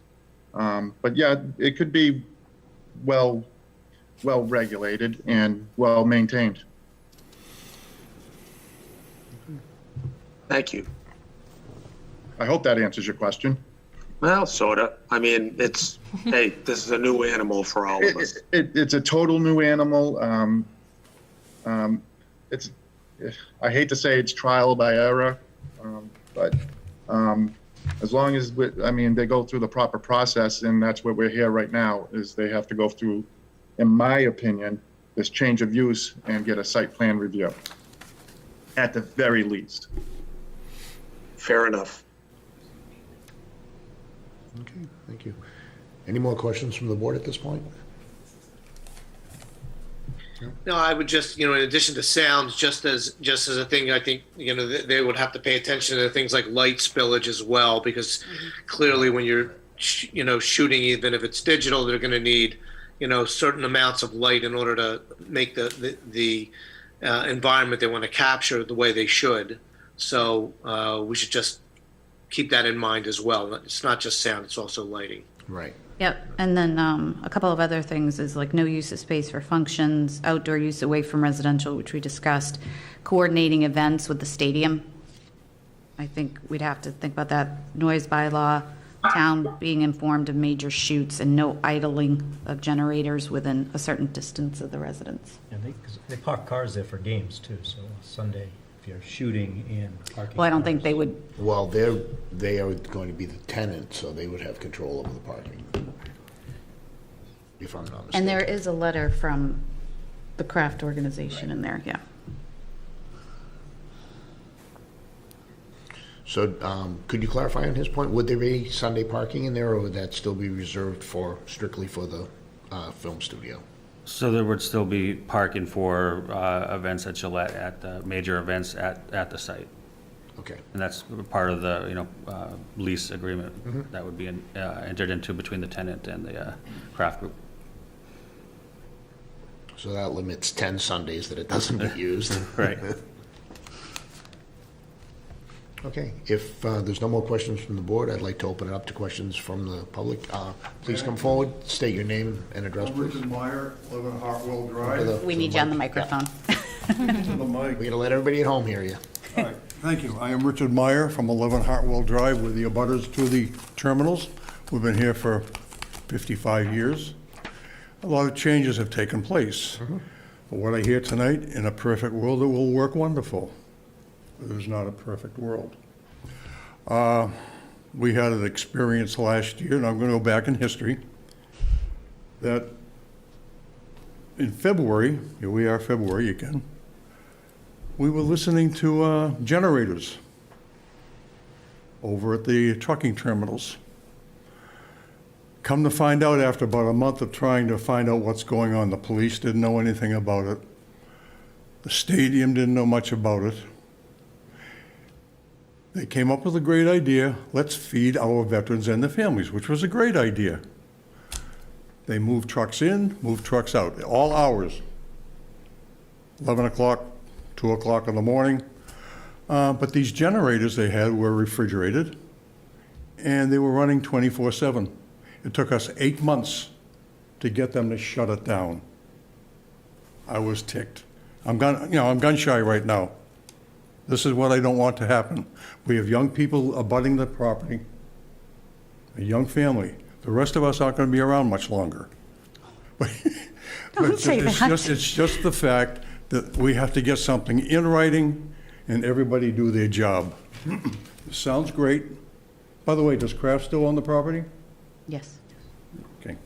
I don't know if it was just a generous mood on his side, but they couldn't have a truck come in and move those refrigeration units onto the Route 1 side, which I recommended. The guy that was dealing with it said, I can't do that. That's the answer I got. Okay? I don't need sass like that. And I'm a light sleeper, so I am awake all night listening to generators run. That is my main point. There are other points coming up.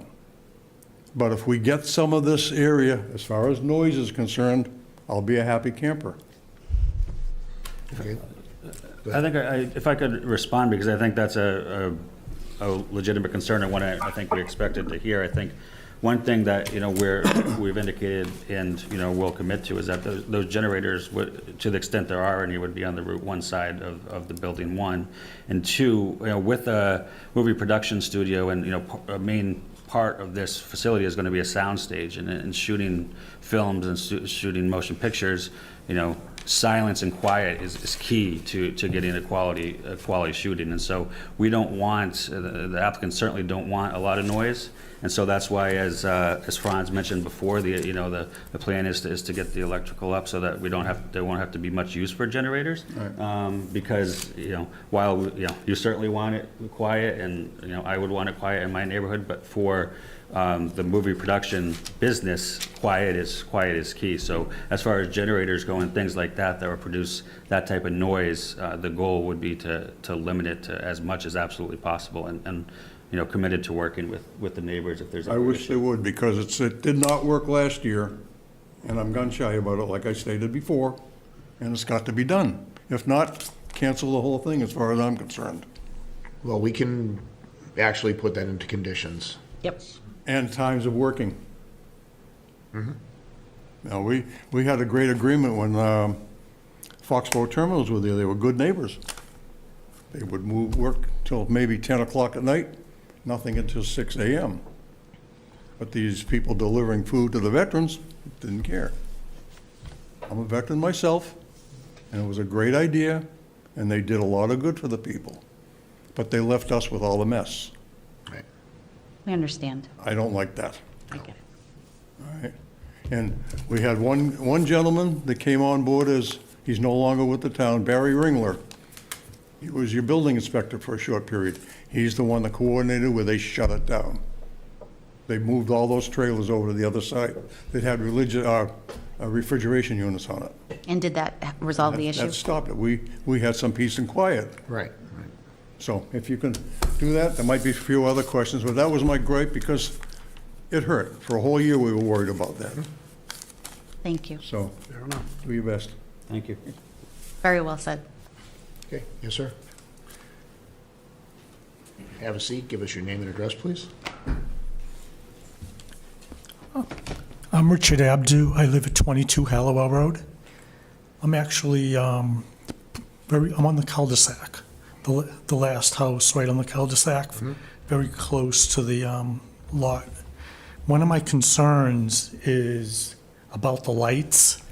They're going to be the way I saw it on the map was if you look over the fence that's there into the lights are going to be pretty much staged in that area. And my concern is that those are going to be actually, basically it's going to be lighting up my house or our surrounding houses. I don't know if there's a way to direct those lights actually away from the houses so that isn't directly not seeing that in our windows. Well, Mr. Buckley said they were going to produce a photometric plan for us as well, which will tell us what where the lights will shine. All of the light, the spillage of the light, what the percentage is as it travels out. Okay. This is one portion of the photometric plan, which was included in the filing. So I'll give you some idea. So this is the area where they were gonna put some additional lighting down here on this end, and I think, sir, you live I live right there. right, yeah. So then what this is it's a photometric plan that shows the lumens. So the higher the lumen, the brighter it is. But you can see where we are. So they're laid out in the shoe boxes. Here, I'll show you. This is what they're going to look like, and they can be lifted up, pointed. So these are pointed down, and I'm sorry.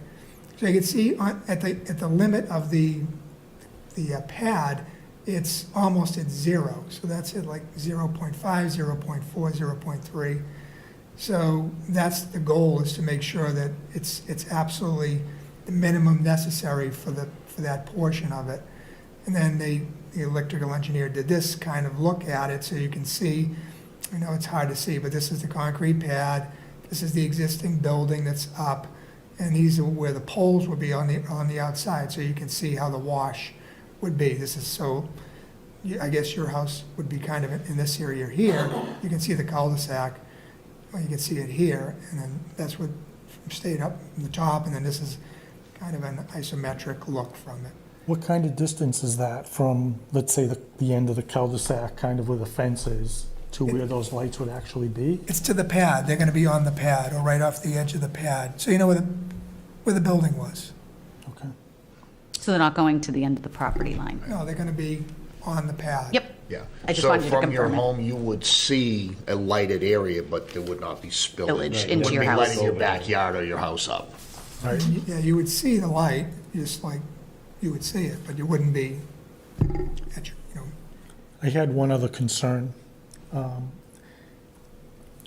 can see where the outline goes all around, there is actually a fence there.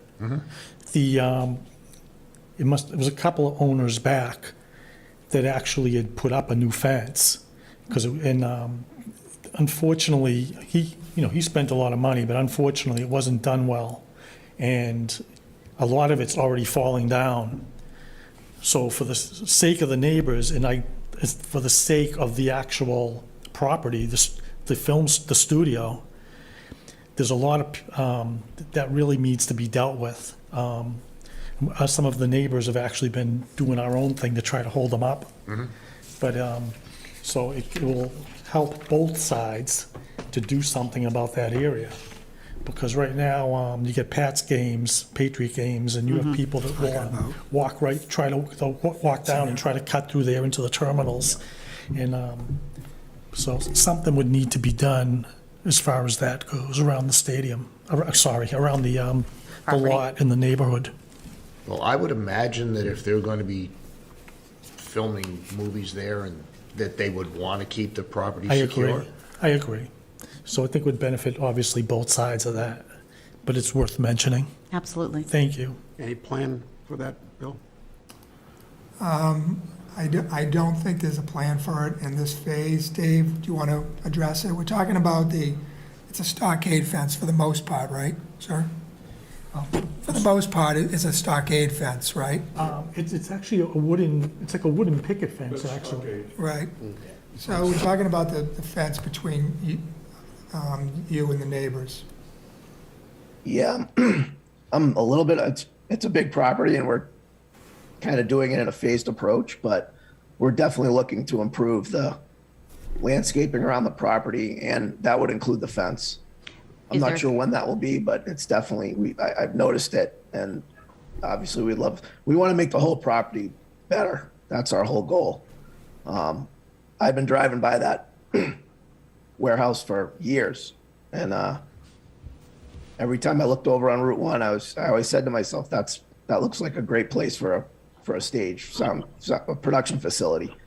It's going to bring a lot of economic activity to the area, and we really do want to improve it. So a fence would definitely be something we would be 100% on board to fixing up. And I think we'd have to put a time frame on it. Yeah, because I think, if somebody knows that there's somebody special filming there or going to be there, and you got fans trying to get over there, Right. Well, that's cutting what through yards. And Yeah, that's what I was referring to as the security of the properties. Yeah, and that's part of the draw to us is that it's gated and that it is pretty isolated. So any way to improve upon that, excuse me, we would be wanting to do, yes. Okay, that's a question I have. I mean, are we talking famous people? Like, are we gonna have issues where if somebody hears so-and-so is filming there and it's like a deluge? Yeah, you'll be leading the charge. Depends who it is. If it's Matt Damon, I'm there. I mean, is it? So I mean, Dave could speak better, but I think yes. I mean, I think the idea is that these would be major productions that would be filmed there. But the other thing to keep in mind is that when these major productions do come in, they come in. The studios and the productions themselves come in with their own, come in with the security detail as well. Certainly, there'll be times where the city, the town police would be involved and called in as well. But the security. Is a concern for those studios and the performers as well. So when those type of A-listers, so to speak, were to come in, they'd be coming in with security to ensure their safety as well. I think one of the things we forgot to mention, I forgot to mention anyways, is we had a meeting with the town's professional staff yesterday, which is what Gabby always nicely sets up so we can get all the input from all the professionals in the town staff. And one of the things that the police, Chief Grace was there, and he was very clear to us about the fact that, he would expect to be coordinated with, and his staff would be available to assist in things like that, because that was brought up yesterday. So that was one of the issues that were discussed yesterday we were there for an hour. A lot of good stuff came out of it. Okay. Mr. Chairman, there is an abutter that is online, Mr. Gary, that he would like to speak. Sure. Thank you. Mr. Gary, if you could just give us your name and address, please. Sure. Sean Geary, 23 Hallowell Road. Okay. All right. And I just have a few questions building off what Mr. Myers and Mr. Abdu were speaking about in regards to, sound and light pollution. So my biggest, I'm on across the street from Rick Abdu on the other side of that cul-de-sac, so fairly close to where the blueprint for the photometrics would be for the lighting. And concerned with the amount of light pollution. So these lamps, all right, thank you, Bill. All right, so the lamps on the file says they're about 35,000 lumens per lamp. So the average street light is 5,000 lumens. So significantly brighter than a street light.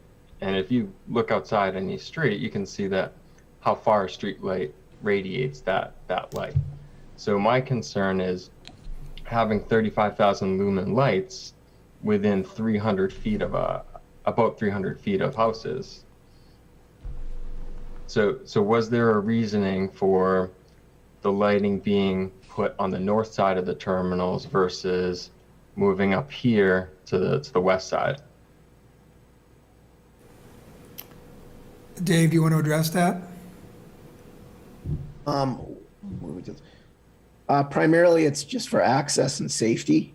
That's most likely where we'll be parking base camp trucks, which is like the star trailers and wardrobe trailers, and there'll be a lot of people walking in and out of the stage, and it's primarily safety lighting at night. That's the main concern. And they're all going to be directed down. There's going to be very little spill. But street lights are directed down as well, and right, they emulate a decent radius. So if you're 7 times as bright as the street light and 25 feet high, it's gonna project a good amount of light. Now, you said that was for security purposes. What are the hours of operation on the lighting? Can I just say one thing, Sean? Street lights are meant to disperse their lights. These are dispersing down. So even though you're comparing the lumens, if I'm saying that correctly, they disperse in a different way because of their different uses. Yeah. Street lights also face down. No, but their lumens spread. These lumens are going to go straight down. There's different lighting. We've done this. We've seen that with a lot of projects. Okay, thank you. Yep. All right, back to Dave. Dave, can you talk about the Sean just asked a question about not hours of operation. I think the question is, how many, and I know it's impossible to answer now, but, during an average shoot, how many night shoots would there be approximately?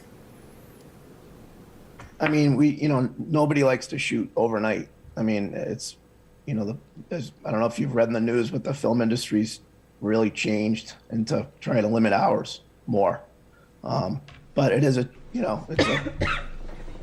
there's lots of different things we shoot all different times a day. But like I said, the majority of shooting is going to be inside. I mean, whatever we do outside might be 10% of a principal photography schedule.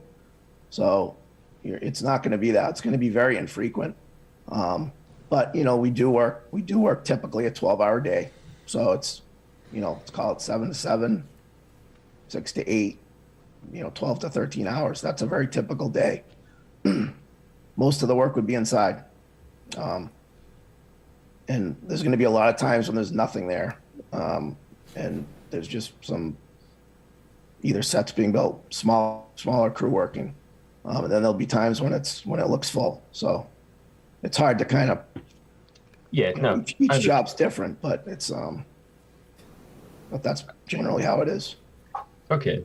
So those lights, those are more for security purposes. Those aren't like illuminating for a shoot of the scene. Oh, no. Those are just for basically they're safety lights. It's to illuminate, the people walking in and out of the building. Oh, okay. So sorry. No. Looking at it, I thought it was like to light up that whole area. No, I'm sorry. I should be more clear. It's kind of like this site plan is generally just how we're trying to set it up for egress, safety, lighting. Like there'll be equipment outside there. It'll be that kind of thing. So it's not for when we're shooting. When we're shooting, it's very specific lights, and shooting outside at night on that slab over by Route 1. I mean, you're talking about. I mean, it's going to be very limited. I mean, we just want to.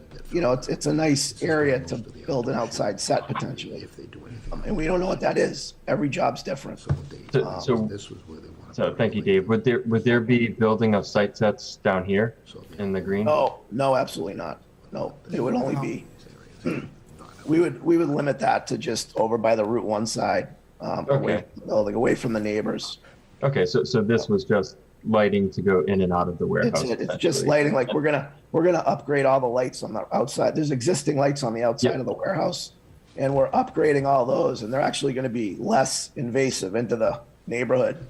Okay. I think some of them now point right across where the fence is. Yeah. We don't want that. We want them lit down by the loading docks. Okay. So we're changing all that too. It's not on this plan, but that's one of the things we're doing to the existing lighting on the building. I mean, the building's in really tough shape, and we're really trying to get it a little bit more tight so that it, not only looks better, but it's better for the neighborhood. Okay. All right. And would there be any, speaking off of what Mr. Abdu said with that fence and the poor condition of the fence, would there be any consideration of putting in like trees or shrubs, around that line to kind of fill it in? I think we would. Yeah, I think that would be something we definitely would be interested in doing. I'd have to see. I haven't really looked at the perimeter yet as closely as for obvious reasons. It's a big property, and we're just getting into it. But yeah, either fencing or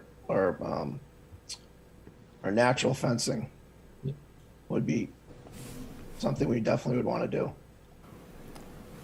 I may be able to even barter with one of the production's greens departments to do that. So you give me a good idea. Okay. Mr. Gary, just to allay your concerns about the lighting, one of the conditions that the planning board usually uses is that we reserve the right to have them change the level of lighting if there's any concerns. So that if the board were to vote to approve that I would recommend that they consider using that condition. It's one of our standard conditions. I do have a question that was brought up. The Star trailers will be parked in that area, in the lighted area. So will you be providing power to those trailers? Or will they be running on generators? Because that would be a Well, concern. yeah, those will all be powered off the national grid. Okay, So it won't be generators? thank you. Yeah, not on generator, no. Those are gonna wanna hook into the power system in the building. Thank you. Yeah, because we don't, the generators on those, a lot of those Star trailers, as you probably know, go on location. And they have internal generators when they're parked on a city street or in a parking lot, next to a location. But they always get hooked up to either a really quiet generator, or we put them on the power grid when they're at a sound stage. And that's I already have a plan for a service on the it would be, can you see my mouse on this? I think we'd want to put that as a condition, Yeah. that there But if- can't if be use of this to the- generators on that pad. Yeah, the Route 1 side, we have a service we're putting in for that base camp. We call Okay, it. thank you. Yep. Other abutters, call. Good evening. Ellen and Cal Davis, 200 North Street. Hi. Mr. Buckley, could you go back to the first plan that you put up? Sure. Rather than this one with the outline?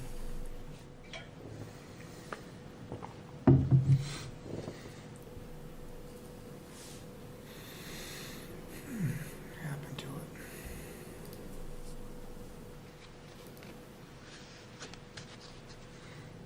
Kevin looks like this mysterious person. Kevin, you look mysterious. He only lights up when he talks. He's in the shadows. You're in the shadows. Yeah, With blue glasses. IMO. Where I ask Mr. Fire the hard questions. Okay? How's that? Thank you, yes. So, and you know where our property line is, Mr. Buckley? Can you just indicate to the folks where we are along there? So the 8-foot fence that was put up by the previous owner, Bless you. that goes the length of where Mr. Buckley's showing, right there, was actually put directly on our property line. And the property that is the terminal's property had somewhat of a dirt berm. The terminals, when they were there, kind of got rid of a lot of the berm. So there's very little buffer. So the fence is on our property line, and directly on the other side of the fence is the asphalt.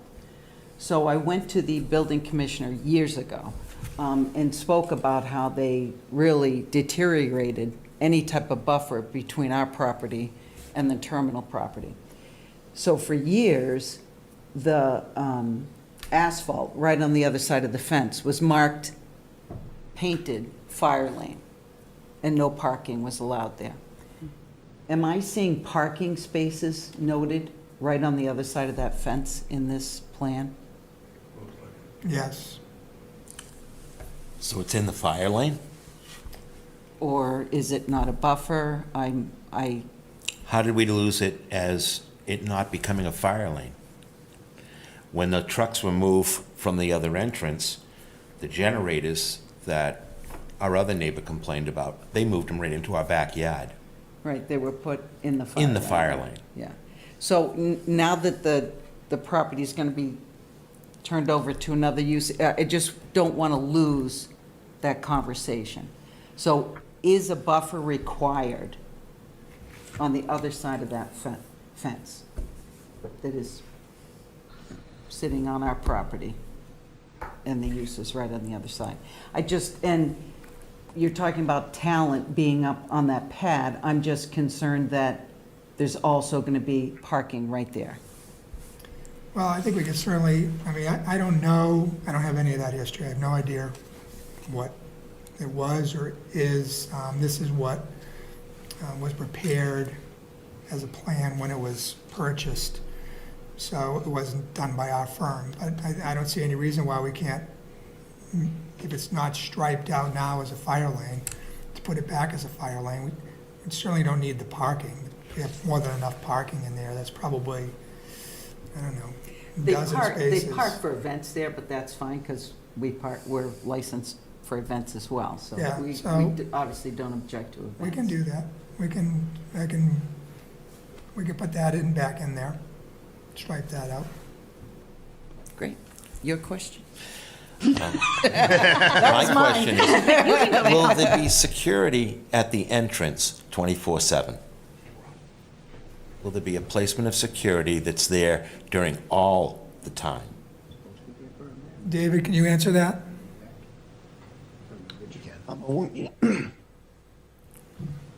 mean, I'm not sure if we'll have a security guard in the little hut. I mean, the entrance will be secure. The gate will be access code, enacted. But you do get foot traffic that cuts through there. Foot traffic? Well, people go in the entrance and they cut across to Route 1. And they walk through the property. We live right on the corner. We see it. My business is right on the other side of that fence. What's your concern? My concern of having security, I mean, obviously, movie equipment, lighting, it's all expensive. What's to prevent anybody from strolling back there? Well, walking through that area? Yeah, Without security, anytime there's what limits what kind of... Can I address it, or? Yes, sir. I don't know, am I muted? No, we can hear you. All right, sorry. Yeah, anytime there's an active production there, they have a whole security department. So there'll be security all around the whole property, and it's 24/7 security. And that's for the exact reason. They're securing the equipment, which is inside, outside, all those places. So that's a very common practice. So if there's not outside equipment, If there's not a production. if there's not a production There's going on always and there's gonna not be- outside equipment, then there's not security there, understandably. Yeah, I mean, there would be, so when the whole company is on location, which is a much less footprint at the state, what we'll call the stage, which is the studio, there'll be security, it just won't be as much. When the company is there with the star trailers, the security level goes way up. And having that locked gate is a huge bonus, and they may station somebody there, or there might be in a vehicle near the security hut. But there will be somebody there when there's a lot of activity there. Absolutely, it's an asset. And I have just one more question. Is there any thought of any use for what's labeled parcel 2, which is right up near the entrance? There's an old house lot that's right next to us over here. You have really good eyes. Yeah. Right now, there's nothing proposed there. Okay. Would the movie company be putting anything in storage in that area? Is it even part of the lease? No, it's not. It's not part of the lease, so no. Okay. Thank you. Thank you both. Anyone else care to speak? Okay, any more questions from the board? No. Don't we close? I think we gotta go over the list of, Yeah, but I should I close the have, public hearing. I brought copies of our standard conditions for site plans. Okay. If you would Yep. like to. Make a motion to close the public hearing. Second. All in favor? Roll call vote. Gary, aye. Tracy, I. Ron, aye. You can't. Kevin, aye. Okay.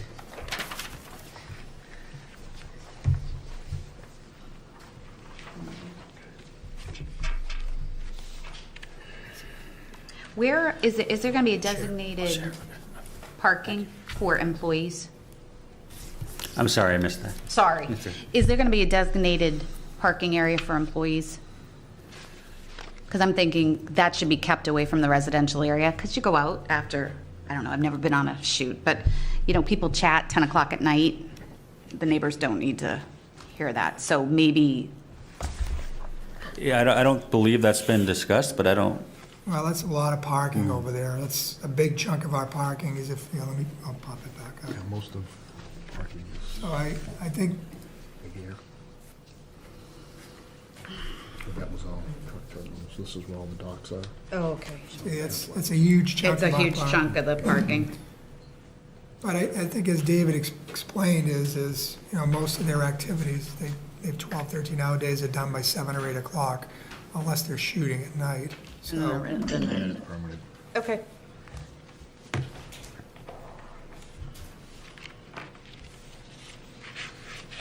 They have to do the construction of the sets at night, possibly inside?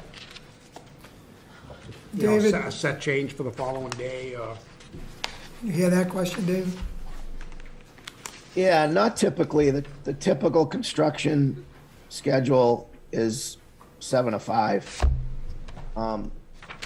There are instances where the company might be shooting on the stage and the construction crew can't work during the day, so they might have to come in on a split day to work. I think the concern, I But think it's not typical by any means. your question is probably has to do with noise, right?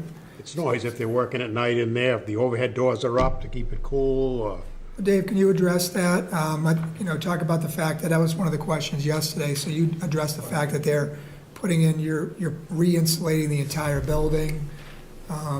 It's not Yeah, just your yeah. basic warehouse metal building, so you can maybe address that quickly. Yeah, the whole idea with this is we're trying to make it really soundproof. So I wouldn't see that being a problem ever. You know, the building's so large that we would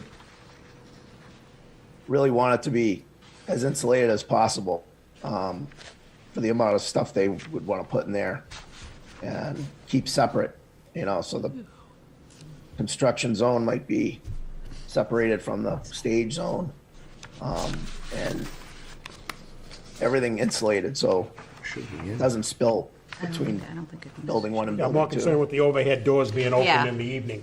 If they're doing some construction inside, there's hammers, saws. Right. And the overhead doors are open for ventilation, or they're moving lumber in and out. That would be very annoying to the neighbors. Yeah, and soundproofing wouldn't address it because the doors would be open. Correct. Yeah, it's not typical that they work at night. The construction crews work at night. So I think what we've got to consider, the usual sound and light adjustment conditions, which are in here. I do think no use of the space for functions. Coordinating events with the stadium events, the noise bylaw, and no idling of generators within us, whatever our usual distance is from residential. We don't have a standard, so I think that that's something that we need to discuss. Okay. I also would like to see language about the fence, you know, some sort of buffering, whether it's repairing the fence or putting trees or berm or whatever, and putting a time frame on it. So understandably, you're wanting to phase things in. I get you can't do everything overnight, but I think we should put a time limit on it, that it needs to be done by a certain date. I would be comfortable with recommending that it was done within the first year. Give them an opportunity to get things up and moving and, I was thinking 6 months. okay. Yeah, I was thinking like September, if they're gonna plant anything, it's gotta be in by September, so. We're not going to plant anything. I mean, Well, It would be a fence, right? that's a- I would say, to me, I would say within 6 months. Because if they start now, they'll get it done by the fall. They're not gonna put a fence up in the winter. So, No. I'm just thinking the capital outlay with getting everything up and running, we're adding additional burden, just giving them a fair amount of time. I think 6 months is Okay. fair. There was something else.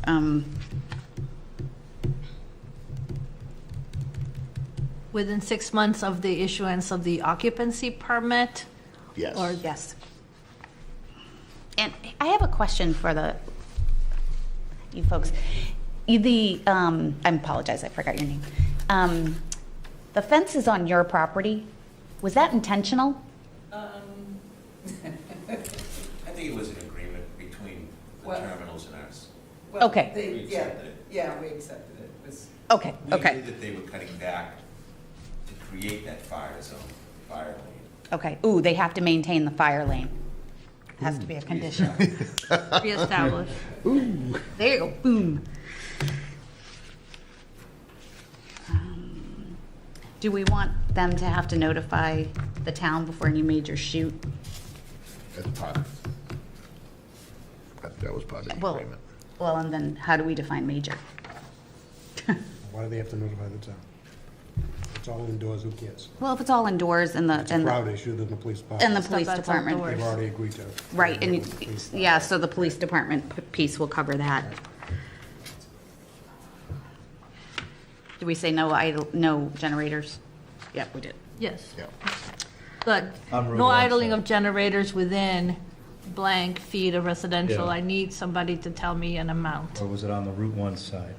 No, it's on the residential side, they can't have them within Right, X they can't have feet. them. What do you think's the right number? Depends on the size of the generator. Yeah, Can't be heard at the property line, period. You get the Honda super quiet. yeah, the it can't, inverter you know, generators, maybe they're extremely it quiet. can't be, can we say something about it can't be heard at the property line? Because a really quiet one, we could put right there and we wouldn't hear it. Right. A loud one, you could put, at the end of the parking lot and hear it. Yeah.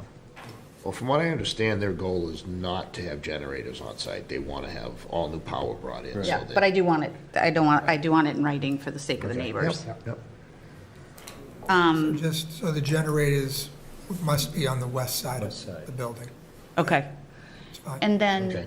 That's more than fair because that's far enough away from anybody. the gentleman who first spoke, and I get you guys film at all hours, I get that, but is there a way to limit traffic in and out of the property, from 11 PM to 7 AM? Or can we do something like that? I think that, in my opinion, you have the 167.3, the noise bylaw. So you just have to trust your professional staff, chief of police, the building commissioner, to condition it, because it's all different, right? It's different. Okay, So that's you- fair. You might have a shoot at 12 o'clock at night, and that would be a condition of it.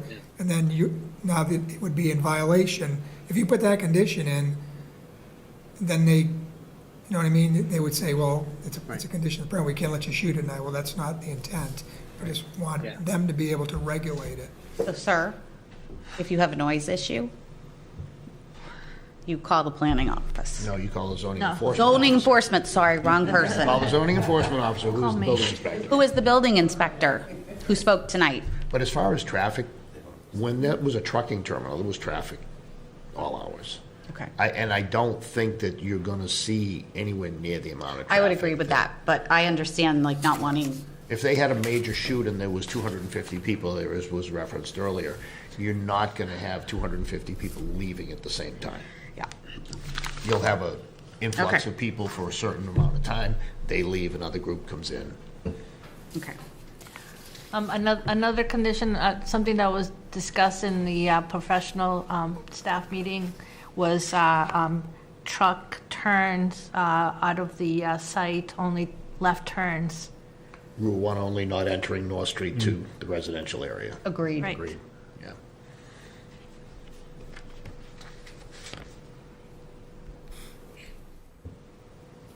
No, we don't have to put anything about that. It's going to be a secure site. No, no.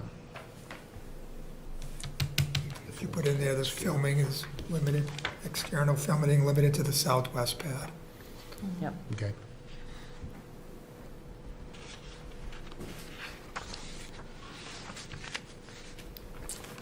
No idling signs. Yep. What do you mean by no idling signs? It means That's actually a vehicles state running. law. Oh. You can't idle more than 5 minutes. 5 minutes. Really? Yeah. Yeah. Did you know in Alaska you can't have billboards? There's nobody there to read them. And Maine? I'm good. Maybe it's 15. 15, yeah. Hold on.